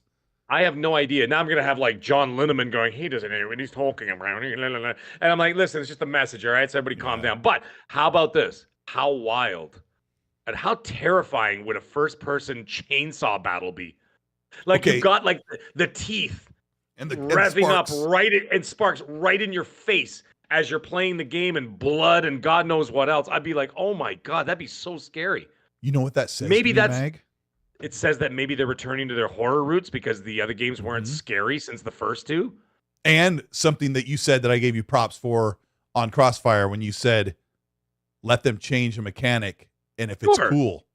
And if it works, then change the mechanic. Yeah. I mean, if you build it, they will come, you know? But hey, man, like I said, just a take. Excuse me, not a take. My God, I gotta rephrase that. Not a take, just a message I received. But this person's in the industry, so that was pretty interesting. Let's see if it pans out. Yeah, and I'll also add that it doesn't sound like something that's a fairy tale. It sounds like something that could be something that they would do. Hey, man, you know what? Does that sound cool to you guys?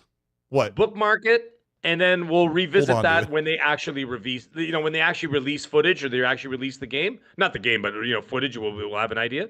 And then we'll see if it comes out, if it's true or not. That'd be interesting. A lot of fun. If that's true, any of you that made fun of Mag are going to have to order the Trust Me Bro shirt that I'm going to be making this week. I'm going to make a Trust Me Bro Mag shirt. Yeah. So, but a lot of the Trust Me Bro things that we mentioned, by the way, earlier in the year will be coming to fruition in the next couple of months. So that's actually going to be a lot of fun to see, especially people like melting down that, that I've blocked. or blocked me or whatever, So yeah, it's kind of. But anyway, we'll get back to what we were talking about. So what did chat have to say about this idea with the expansion? Getting back to that business. I like dueling chainsaw banjos. What about the expansion? I can't even remember where we were at. Hold on. We were talking about the last thing we talked about was Alaska, Russia, Canada kind of. Oh, right. So we're just kind of having a little fun with thinking about what they would do, and I really don't think Obsidian would be able to jump on this unless. I can't imagine a scenario where Xbox says, hey, Obsidian, I know you guys are like right in the middle of Outer Worlds 2, but would you consider putting that on hold and spend the next 3 years making a Fallout game? And here's the engine. Like, hey, Fergus Urquhart said he wants to do it, the head of Obsidian. So I think if that happened, if that was like maybe the discussion, because I really don't see Xbox saying, hey, here's what I need you guys to do. I see him saying, would you guys be open to the idea of maybe putting out a Fallout spin-off game right after Avowed, like start working on it immediately? And I would assume that Obsidian would say, yeah, or In Exile, because they're both about to. Clockwork Revolution is probably coming out next year. Yeah, I would lean towards Obsidian. I have more faith in Obsidian than I do with In Exile. I'm not saying anything bad about them, about In Exile. I'm just saying that I would actually prefer Obsidian to make the game. And of course, they have a history, right? So I think we'll see. We'll see if Clockwork Revolution is a fun, action first person shooter. Right? Then maybe we'll change our mind. That was not a slight against them at all. I'm just saying that if I were to choose, like if you gave me the two studios and I was the one in charge, I would absolutely give it to Obsidian. I'd be like, I would give it to them. Now, the interesting thing is that cuts the gap by half. Right, because we talked about this last week. I know. Some people are getting pissed off because we're talking about Fallout a lot. But I mean, we're just we're spitballing some ideas about the future here. However, we did talk about how the fact that at this rate, Fallout 5 is probably going to be into the 2030s, and that's not an exaggeration because the next thing they're working on after the Starfield expansion, then they're going right into Elder Scrolls 6, and then when that thing is done, then they're going to start working on Fallout 5. So we're talking the 2030s at that point. Yep. In the case, this would cut down the wait time and just may, release somewhere in between the second and third season of the show, because that will be another 5 years from now. Oh yeah, right? yeah. So that would be a great time. When do you think season 2? What would be your guess when season 2 would launch? 2 years? 2026. 2026. I would think so. Yeah. They're not gonna turn it around fast enough with the VFX and everything else. Yeah. They can't turn it around in 1 year. No. 2 years. 2 years sounds right. It just seems like forever. When you have a show like Reacher, or you have a show like Tulsa King that doesn't have a lot of special effects in it, you could turn those, or a Yellowstone, you could turn those shows around faster because you're not dealing with thousands of VFX shots. Even those shows take a while. But they take a while, yes. Yeah. But you know what I mean? They don't have those things or Halo. You look at Halo, 80% of the show are VFX shots, right? Mm-hmm. Because they have to put in the landscapes and everything else. They're not real locations. So they take much longer. So I still say 2 years. Let's say another 2 years for season 3. You drop this new, but season 2's got to be hot too, though, right? Because you want to keep that momentum going. Let's say you launch Fallout season 3 with the new game. Perfect timing. And that should carry you long enough to be able to carry you to the next game, the next mainline game. Yeah. I'll be right back. Okay. Tim. David Weinholt says the head of In Exile, Tim Kaine, is one of the creators of Fallout.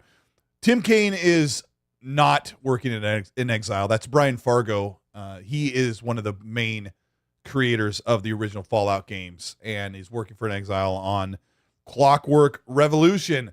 But Tim Kaine is actually working on a consultatory level with Outer Worlds 2. And I saw someone in the chat say I'd rather have them finish Outer Worlds 2 first. And I kind of want, I don't know, the thought of Fallout New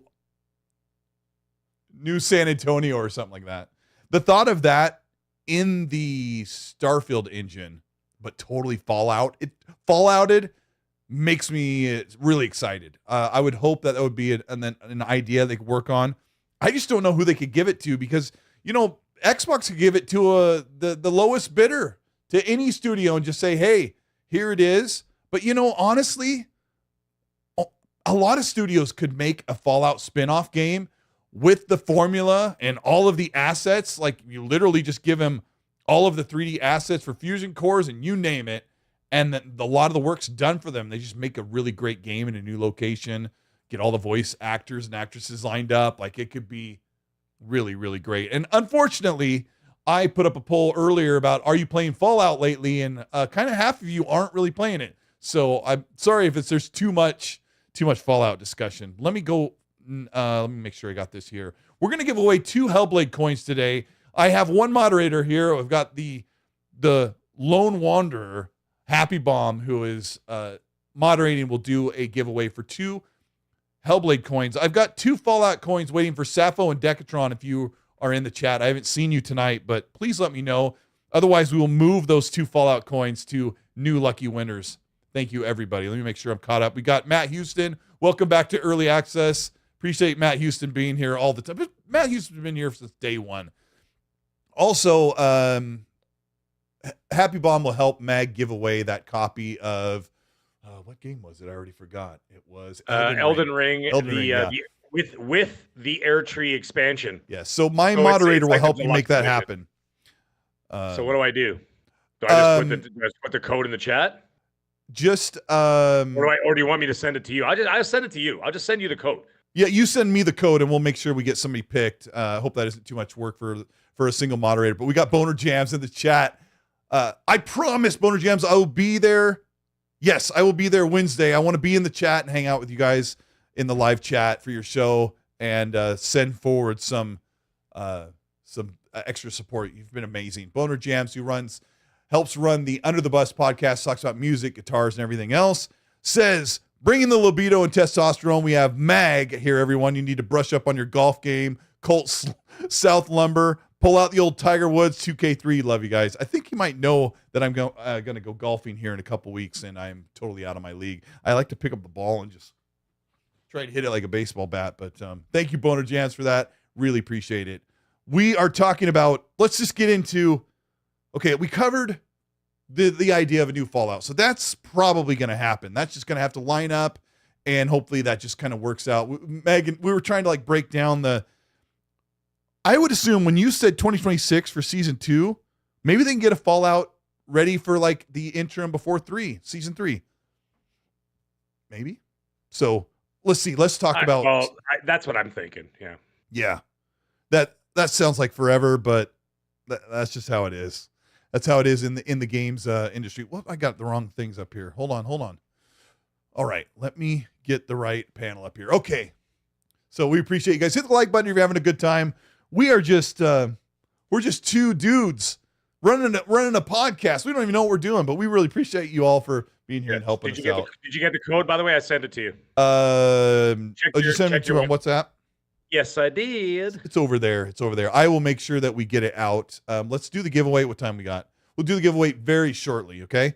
Sure. Happy Bomb, if you can pick a winner for Elden Ring plus DLC in the next couple of minutes, send it to me in a message, and then we'll make sure we get that announcement out.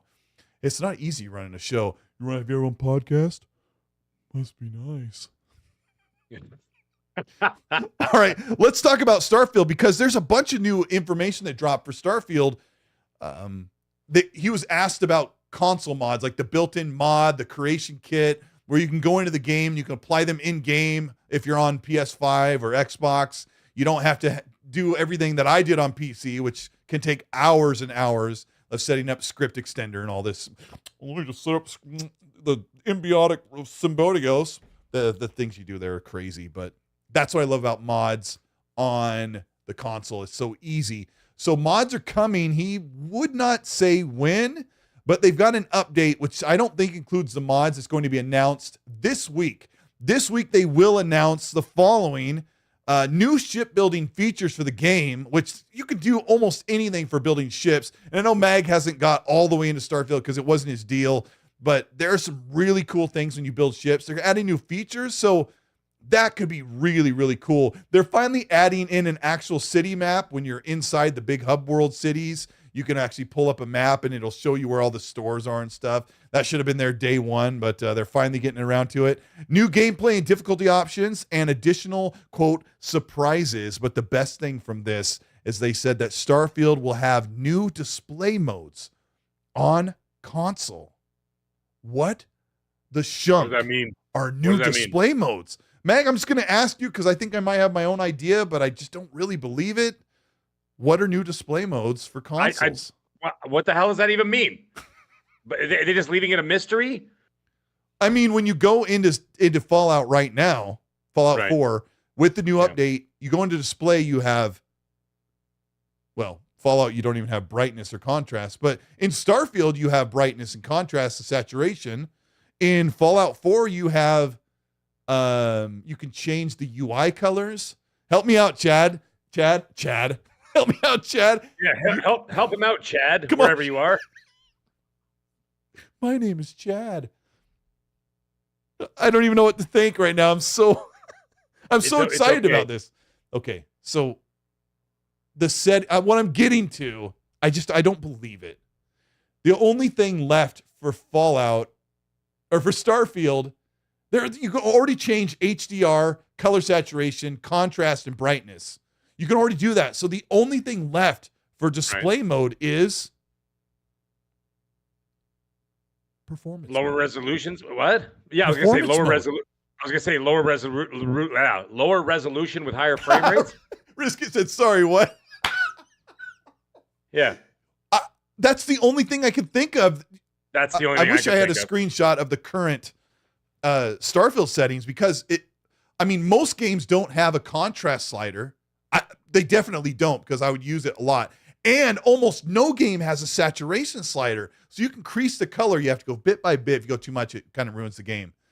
Happy Mom says, anyone want the Elden Ring price? And Mag, put a thumbs up in the chat if you want it.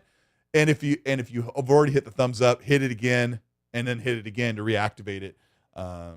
Thank you so much. Let's see. I don't know where we're at for likes. Let me see what number we should get to as I refresh the thing. 252. Let's get that up to 300 likes, and we're going to give away that chat. That should be, or that Chad code.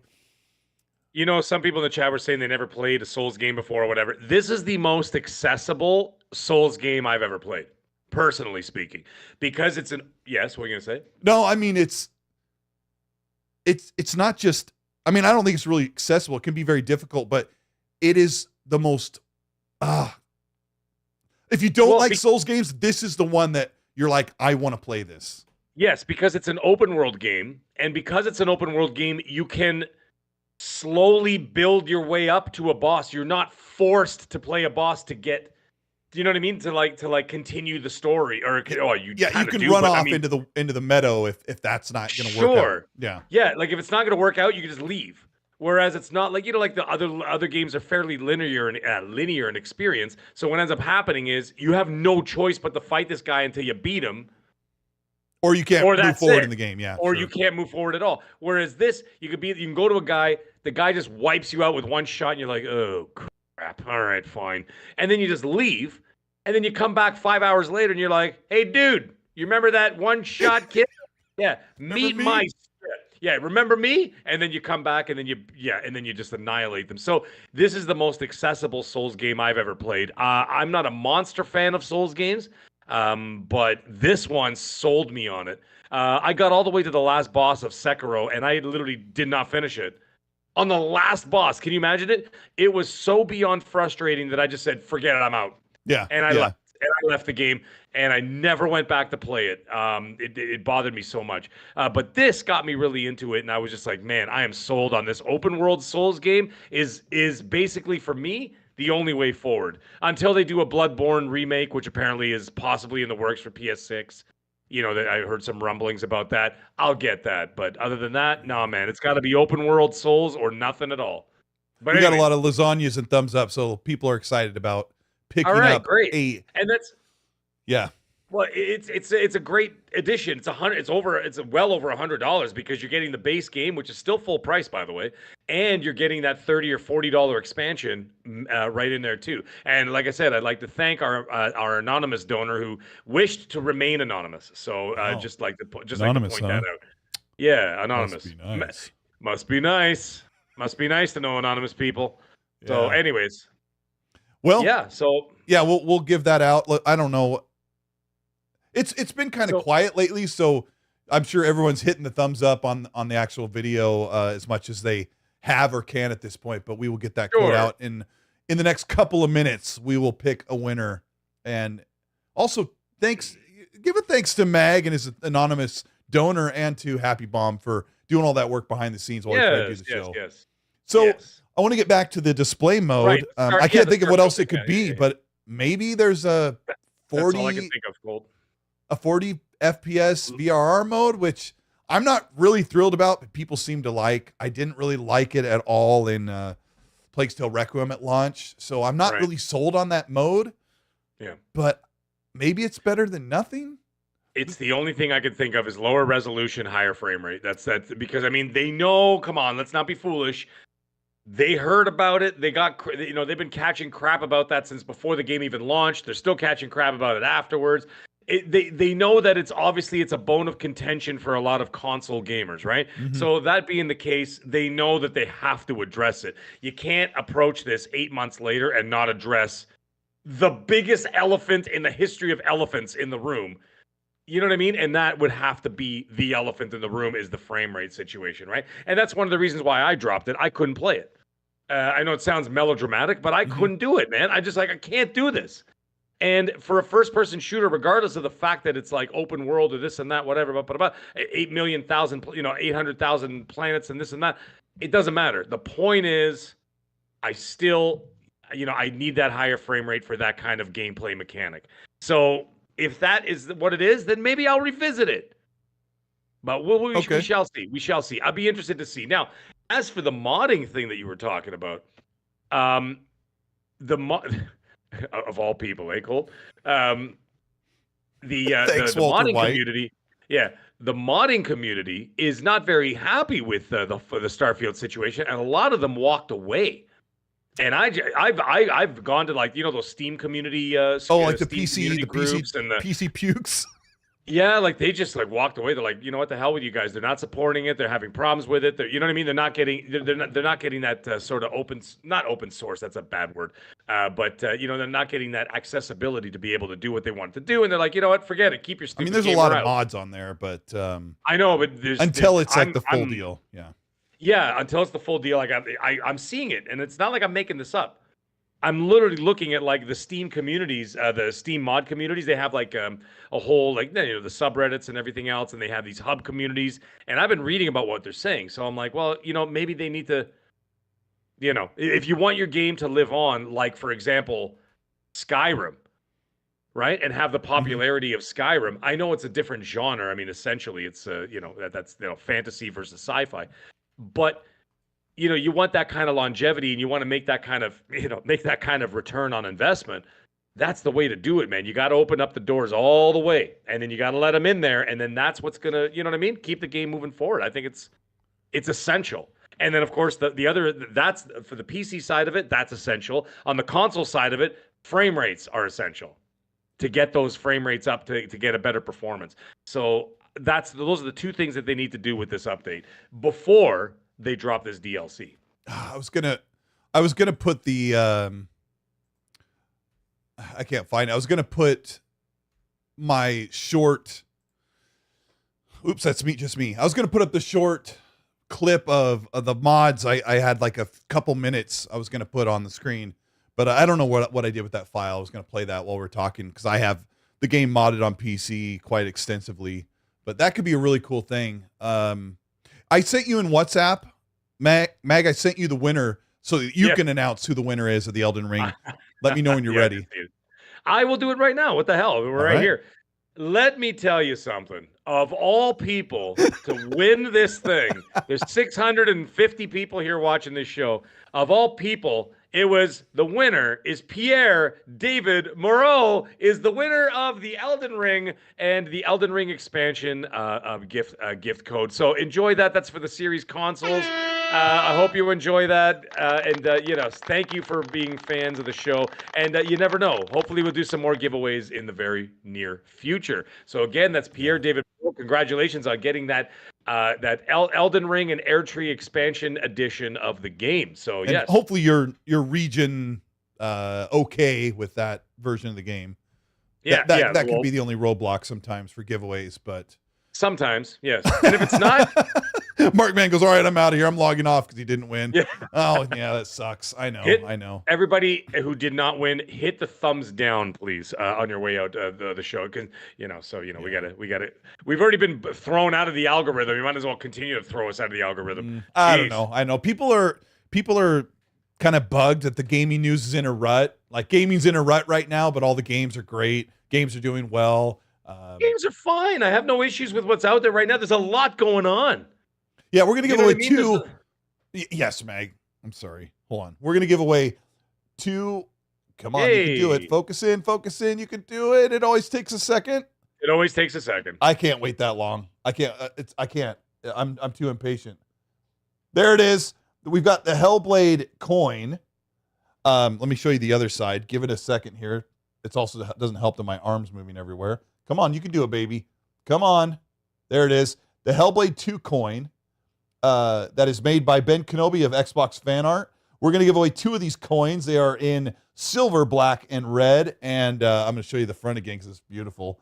Such a cool-looking coin. We're going to give away two of those today. So if you're still in the chat and you didn't win, we're not here just to do giveaways, but you're all so amazing. You make the show so amazing. I'm all over the board right now thinking about Starfield having a higher frame rate mode. One thing I wanted to add about the 40 FPS VRR thing, if you have a 2.1 HDMI TV, if you have a really new, nice, kind of pricey TV, but it can feel like 60 until you move the camera quickly, and then it kind of feels like 30 really, really harshly.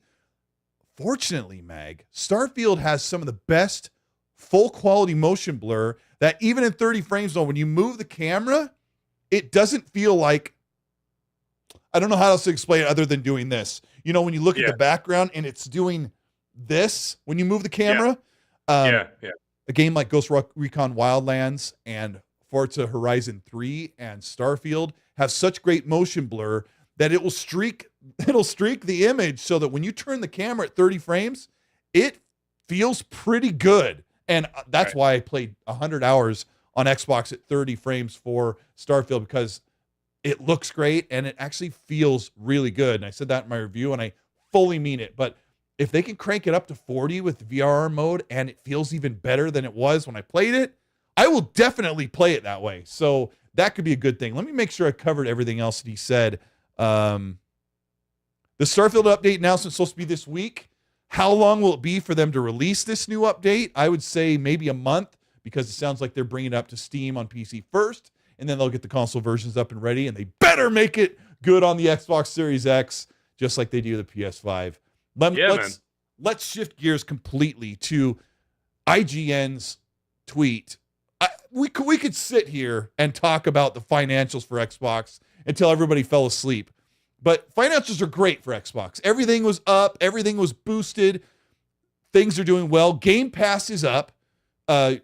Engagement on the console is up, even with hardly any games. We're in a 6-month lull since Forza Motorsport until Hellblade.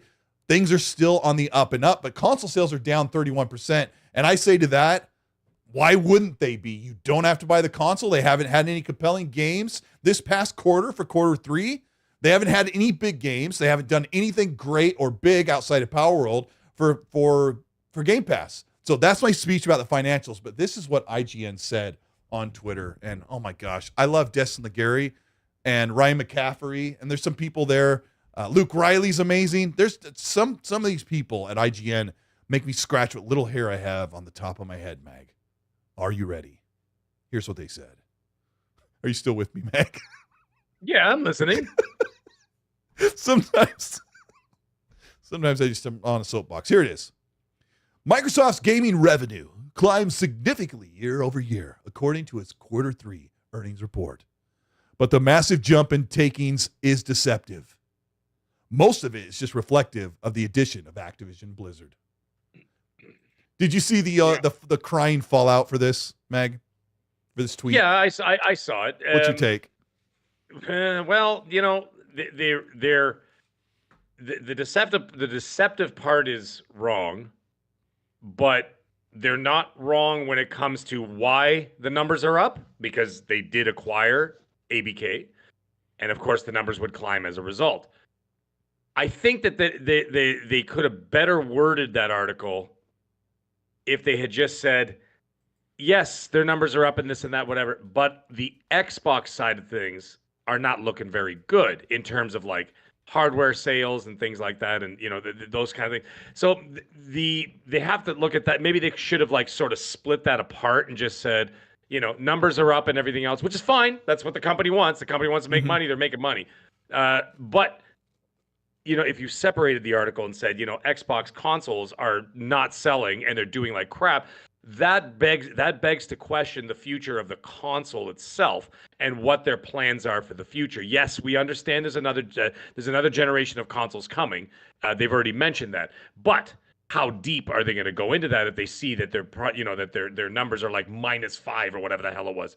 I can't remember what it was offhand, but that's what they should. If you're going to talk about something negative, they could have just pulled that out of the article and focused on that. Microsoft is going to make a lot of money. They're literally the richest company on the planet right now. You know, they don't act like it sometimes.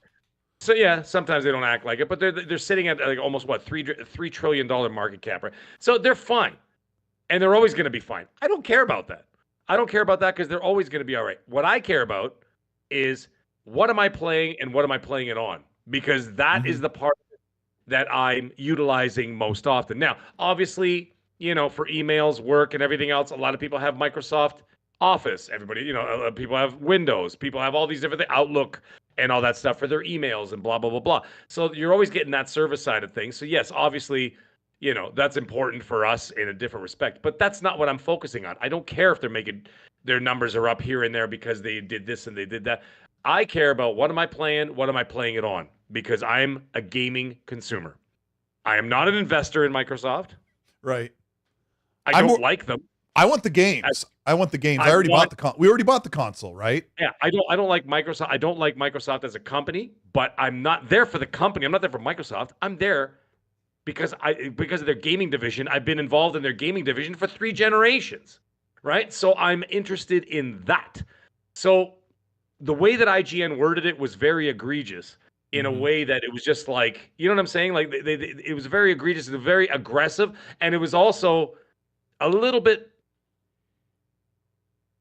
console war-ish. Does that sound about right? Yeah. Like when you say something like deceptive, I'm like, why are you doing that? Okay. Because you know when you say something like that, you're going to piss off so many people. But that's what it all is these days. It's engagement farming, Colt. Yeah, go. Yeah, you in the front. Yes, sir. Can I go to the bathroom? No. Yes. I would say that it's reader service. Like IGN has to put a backhanded compliment in there because it's reader service, because the majority of their audience is rallying the PlayStation which is fan. Fine, I was going to say PlayStation fan. Yeah, they're rallying the PlayStation flag, right? So reader service, which is a normal thing, is you got to speak to your audience. You got to speak to your core audience and give them what they want. And what they want is a backhanded compliment for Xbox. That is the norm in the industry. It's what people call the Xbox tax. But the issue that I had with, I was like, community note this, please, right? Everyone's like, community note. Yeah, I saw that. Yeah, and the Xbox said they were going to buy ABK 2 years ago. They've been fighting to own ABK for 2 years. They ended with them in the fall of 2023. So to say that Q3 earnings is deceptive, it's like, did you forget they own the company? Like, this is what they're doing to increase revenue. They didn't buy ABK so that they could have their own exclusives. They bought ABK to increase revenue and pour that back into their platform. Right. It would be just as funny to say PlayStation sales are up. I just have it up here. PlayStation hardware sales are up about 2 million from the same quarter. They're up 2 million units. I don't have a percentage according to this. I don't have a like-for-like percentage. But let's just say PlayStation hardware sales are up 2 million units in Q3. Xboxes are down 31%. So let's just say Xbox is down 2 million console units or whatever, maybe 10 million, or I don't know what the number is, right? What if I said, I'm sorry, I just rambled for an extra minute. What if I said PlayStation's consoles were up 2 million units, but that's kind of deceptive because they bought Insomniac and Insomniac carried them for Q3. It's the same kind of tweet, but they would never do that because it's against the reader service value mark of, catering to the PlayStation fans who make up most of their customers. Sure. Am I making a mountain out of a molehill? Yeah. No. It's I just whatever when it comes to that article. But the thing is, what I'm looking at is there is a reality that yes, their numbers have climbed because by brute force they have purchased those numbers essentially by purchasing ABK. You have purchased the Call of Duty player base, the Candy Crush player base. You've not inherited because you did not inherit that. You purchased that. So yes, you purchased an increase in numbers. That is a reality.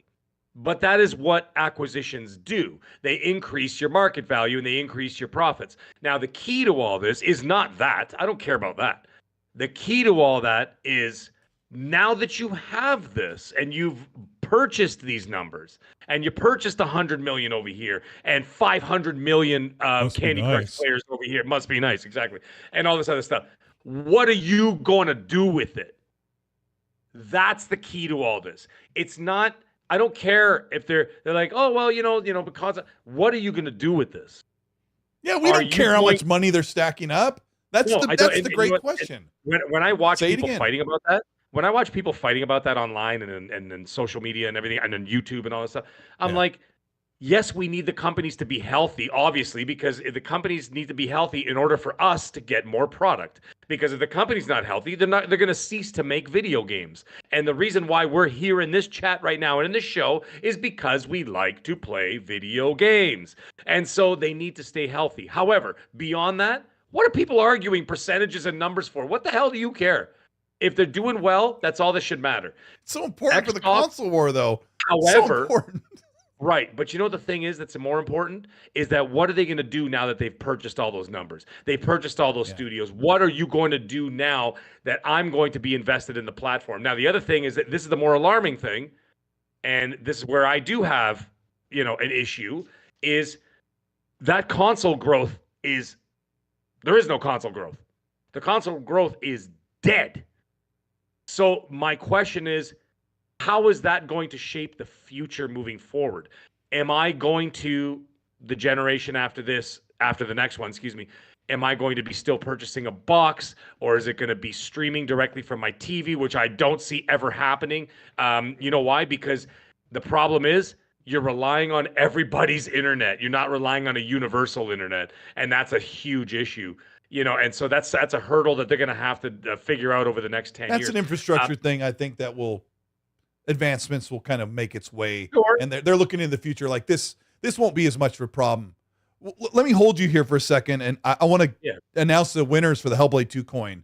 And shout out to Happy Bomb for making that work behind the scenes. Let me see here. I don't know if it was announced in the chat because I'm sorry, like tonight, Mag and I were kind of really intense about the stuff we want to talk about, but the winners are Noise Mofo in the chat and Crafty Martin GTUK. Shout out Crafty Martin GTUK and Noise Mofo won the Hellblade 2 coins. Send me an email at colteastwood@gmail.com and I will facilitate that. And make sure it's legit. But yeah, it's a cool coin, and you can see how large it is. Yeah. Where is it? There we go. Yeah, a great coin. I've got 1, 2, 3, 4, 5, 6, 7, 8, 9 of them. I can't wait for the Fallout one to get here. I still don't have that one because they're in the works right now. I'm excited. Seamus Blackley hit up Ben Kenobi from Xbox Fan Arts doing this great community thing and was really interested in the coins and the genesis of him coming up with the concept and making them work. And I would like to see Ben kind of come up with a concept to work with to do something for what he's done for the community. He's the guy that invented the original Xbox. So, Meg, must be nice. Meg, where were you for the code? Pierre David Moreau says, for the code, Colt and Mag, I do that too. I don't know what you're asking, my bro. Yeah, Happy Bomb's writing the winners in the chat, so you can see your name written on there. You'll be tagged. Must be nice getting a free coin. Must be nice. What were we saying? Oh, we're talking about the I was going to say, I all I care about is how am I going to consume your product? Assuming the product is good. If the product is good, where am I consuming it? That's why I'm alarmed by the severe drop in Xbox specifically, not the brand. I mean the consoles. The severe drop in console sales, which of course is going to alarm them going, what's the point if no one's buying them, right? So that's where you start to wonder where their confidence is lying in the future. And I don't want to play Xbox on PC. I have no interest in it. So I want to know, that's my uncertainty. I don't care about this and that and how they word things and people starting console wars and flame baiting this and that and clickbaiting this. And that's what they're doing. And Microsoft making money or not making money and Sony doing this. What I care about is where am I going to play your games in the future? Where am I going to play Fable 2 in 10 years from now? It's where funny. Am I going to play? You know what I mean? Like that's important to me because that's where I come in as a consumer. Oh yeah, in 2 years or whatever, if we plan on buying the next Xbox, are my games going to be there? Are future games going to be there? Will they support the console or will they pare it back? Jez Gordon of Windows Central says that consoles are going to keep coming. The way Jez talks about it, there's another generation after next one. I'm sure. Well, you know what? I know you and I are different on that. Or you and I are same page. Yeah. No, the thing is, you could say, "Oh, there's a one after this." No, there's not one after this. What they can have the specs and work on those kind of things. They're not going to greenlight that thing 12 years in advance. not knowing how this generation ends and how that next generation ends. It's all dependent. Yes, of course, they're going to work on the R&D and they're going to have the technology there and it's going to be ready. They're not going to greenlight anything until they see what happens, because they could change course very quickly on their business and infrastructure, or they might, you never know. They could just leave the space entirely. Who the hell knows what they're going to do? You and I know that next generation, they're really going to be looking, side-eyeing where the industry has traditionally been going, right? Like, you could get a couple years into the PS6 and Xbox Series X2 generation and be like, and the industry could be like, this is it. Like, this is going to go the way of the CD player.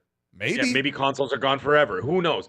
We don't know. It's because something of that, better, something more ubiquitous, something more convenient, something more powerful that we don't understand yet.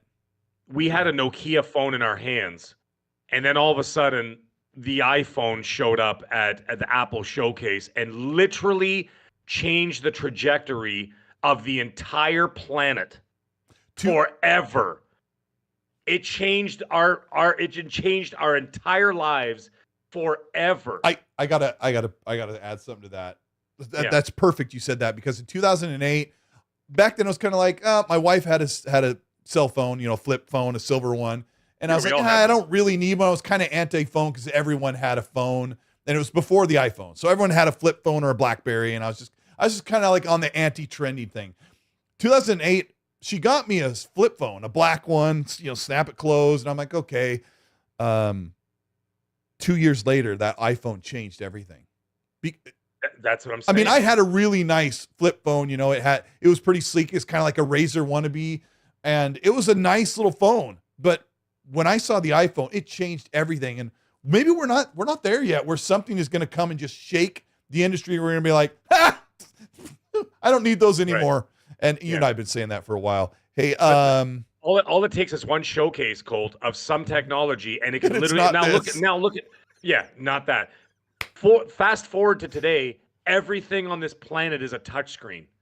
Your cars, your refrigerators, your toasters, your everything, your phones, your tablets, your TVs, everything is touchscreen, for Christ's sake, right? Yeah. Even exercise equipment is all now touchscreen and everything else. That all stemmed from the Apple iPhone, and it changed the trajectory of technology forever. Mm-hmm. Somewhere between now and the next 10, 12 years, something else could happen that could change that trajectory again, and it could wipe all consoles off the planet in terms of like how we consume our entertainment moving forward. We do not know that answer yet, and therefore I'm not going to really say what's going to happen. The only thing that I could say that is tangible and in my hands right now is that the Xbox hardware, specifically Series consoles, are tanking like a Led Zeppelin. Well, Xbox especially, but yeah, PlayStation is under the PS4. And so, yeah. That's where I'm having an issue with. And I'm like, that concerns me, because I'm like, okay, so where am I going to consume the products in the future? Hey, and I can get next generation, yes. But after that. Yeah. I think we'll get through okay with, I think we'll be scratching our heads a little bit through next generation and wondering, is this really what we're going to do? But I can also guarantee that whatever they show us that's the game changer, we'll all be like, what? No. I got a couple chats here. Grandpa Barbecue Game Cat says, gaming in a rut, still so many VR games to play, and taking a break from VR last week for an old Xbox 360 XCOM game.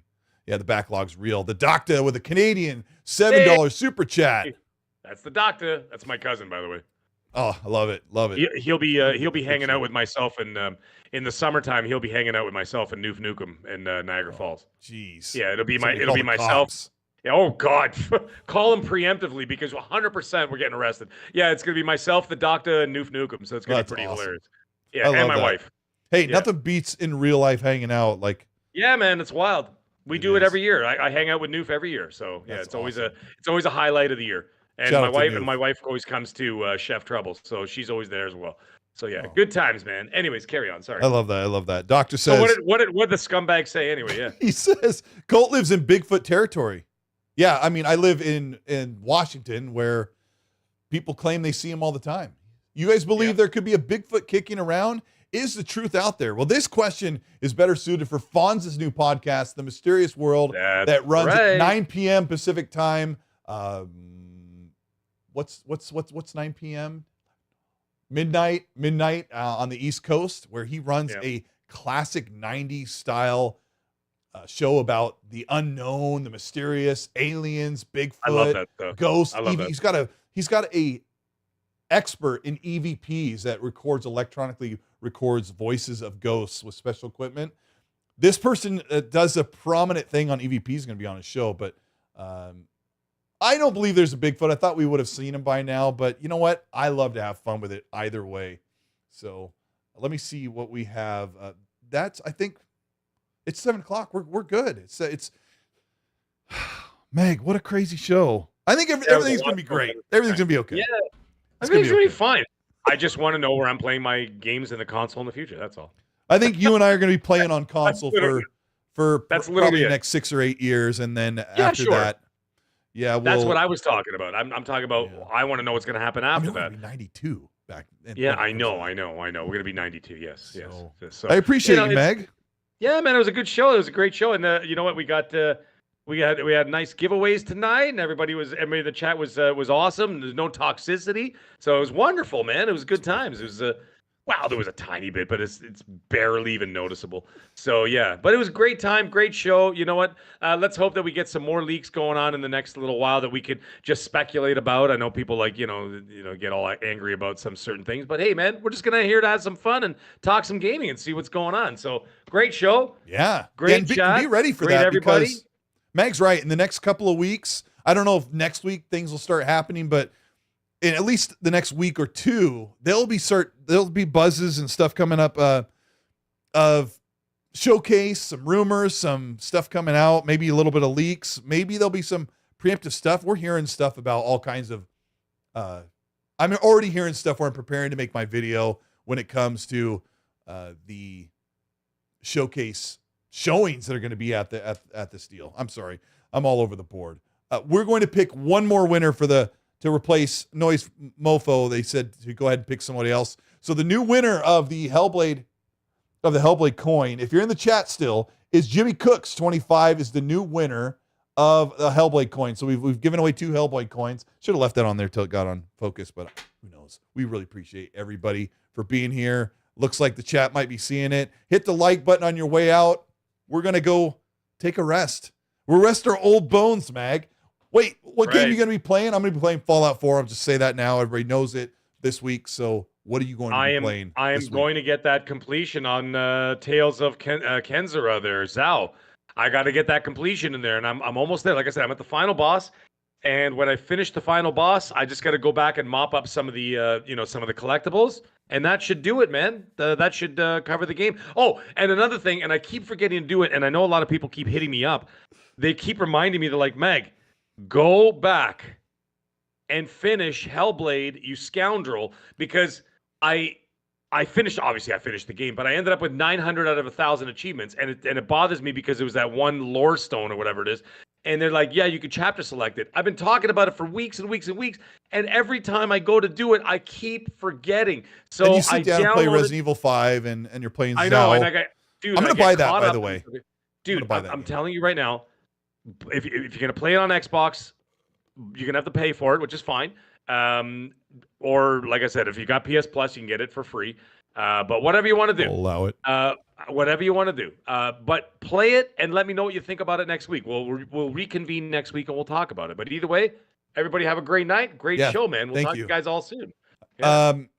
I'm going to pick that up as well, probably into the week. And if I end up liking it, I'll give away a copy of that on the next show. We got Spartan661 since a member chat who's been around for 5 months, been around much longer since he was hatched out of an egg. Says, my iPhone stops me from doing what I want to do on YouTube as an Android doesn't. Can't we all just get along? Xbox and PC rules. iPhone, get it right. Yeah. You can't win either way. All these phones suck. They suck all your life away, and they cost $1,600. And that's what they want, man. That's what they want. They want us to be zombies. They want us to be compliant. They don't want us to be critical free thinkers. There's a chip in here. Like when I put up to my head, it's like, yes, sir, I will do as you command. I will play Xbox. I will damage control, even though Fallout 4 isn't the right version. Yeah, Yeah. that's it. Nah. And you know the thing is, but you know what? I can't help it. Instagram Reels are like literally the funniest thing on earth. So like I can't help it. Like I start Meg, with that. how much stuff, time dude, do you it's- waste a week on Instagram Dude, Reels? it's like, you know, the funny thing is, I'm right about to go to bed. I'm in bed, and then I'm just like, all Did right, you let me wash just- your let me- today? Yeah. Let me just see one Instagram reel. And all of a sudden I watch it. It's the funniest thing I ever seen. And then all of a sudden I watch 2, then 3, then 4. Then the next thing you know, it's 45 minutes. I look at the clock and I'm like, God, I got to go to work in like 6 hours. It's It the happens worst. every night. I mean, like the stupidest things, like birds. They have these like a whole section now of nature shows with birds, and they changed all the chirping to Arnold Schwarzenegger screaming. Oh, Like when they jeez. so What a like waste of time. like it's so funny, and you're like they Have you seen like where they remix an action movie? yeah. And They're the like birds if all of Terminator 2 was whatever, and then they just put his voice in. Hey, shout out to Dead Time in the chat who just gave away a code for Fallout 76 on PC. nice, very nice. I think no, it's probably not play anywhere. I don't know if you can also play that version. It's probably part of the problem we talked about earlier. But shout out to Dead Time for sending that code for Fallout 76. Hey, I'll tell you what. You play that on an Xbox Series X or PC, they pretty much look identical. You can't really do much else. It's already kind of has its enhancement, but it's a better game than you thought, and people are knowing it right now. And they're saying it with their whole chest. Jez Gordon messaged me last night. He's like, hey, bro, would you ever want to play Fallout 76 with me? And I'm like, yeah, because I'm level 87, and I think he's level 100 or something. I would love to play with Jez. Apparently, all he does is go. He just sings the Fallout songs on the mic the whole time, so it might drive me crazy. That sounds terrible. That sounds like oh my god. No, we can't do this. Yeah, I can't remember what song he was singing over and over. But everybody, thank you so much for the show, being here, and Mag, thank you for letting me be on your show today. I really appreciate it. Yeah, man, great time. Great couple shows we've had. A wonderful time. We're gonna keep on plugging away because we got a lot more. We got exciting spring and summer coming up in gaming. So we got a lot to talk about. We'll talk to you guys all real soon. All right, hit the like button on the way out. It is your civic duty from the vault. We'll see you next week. Bye, everybody. Meg, I'll talk to you later, bro.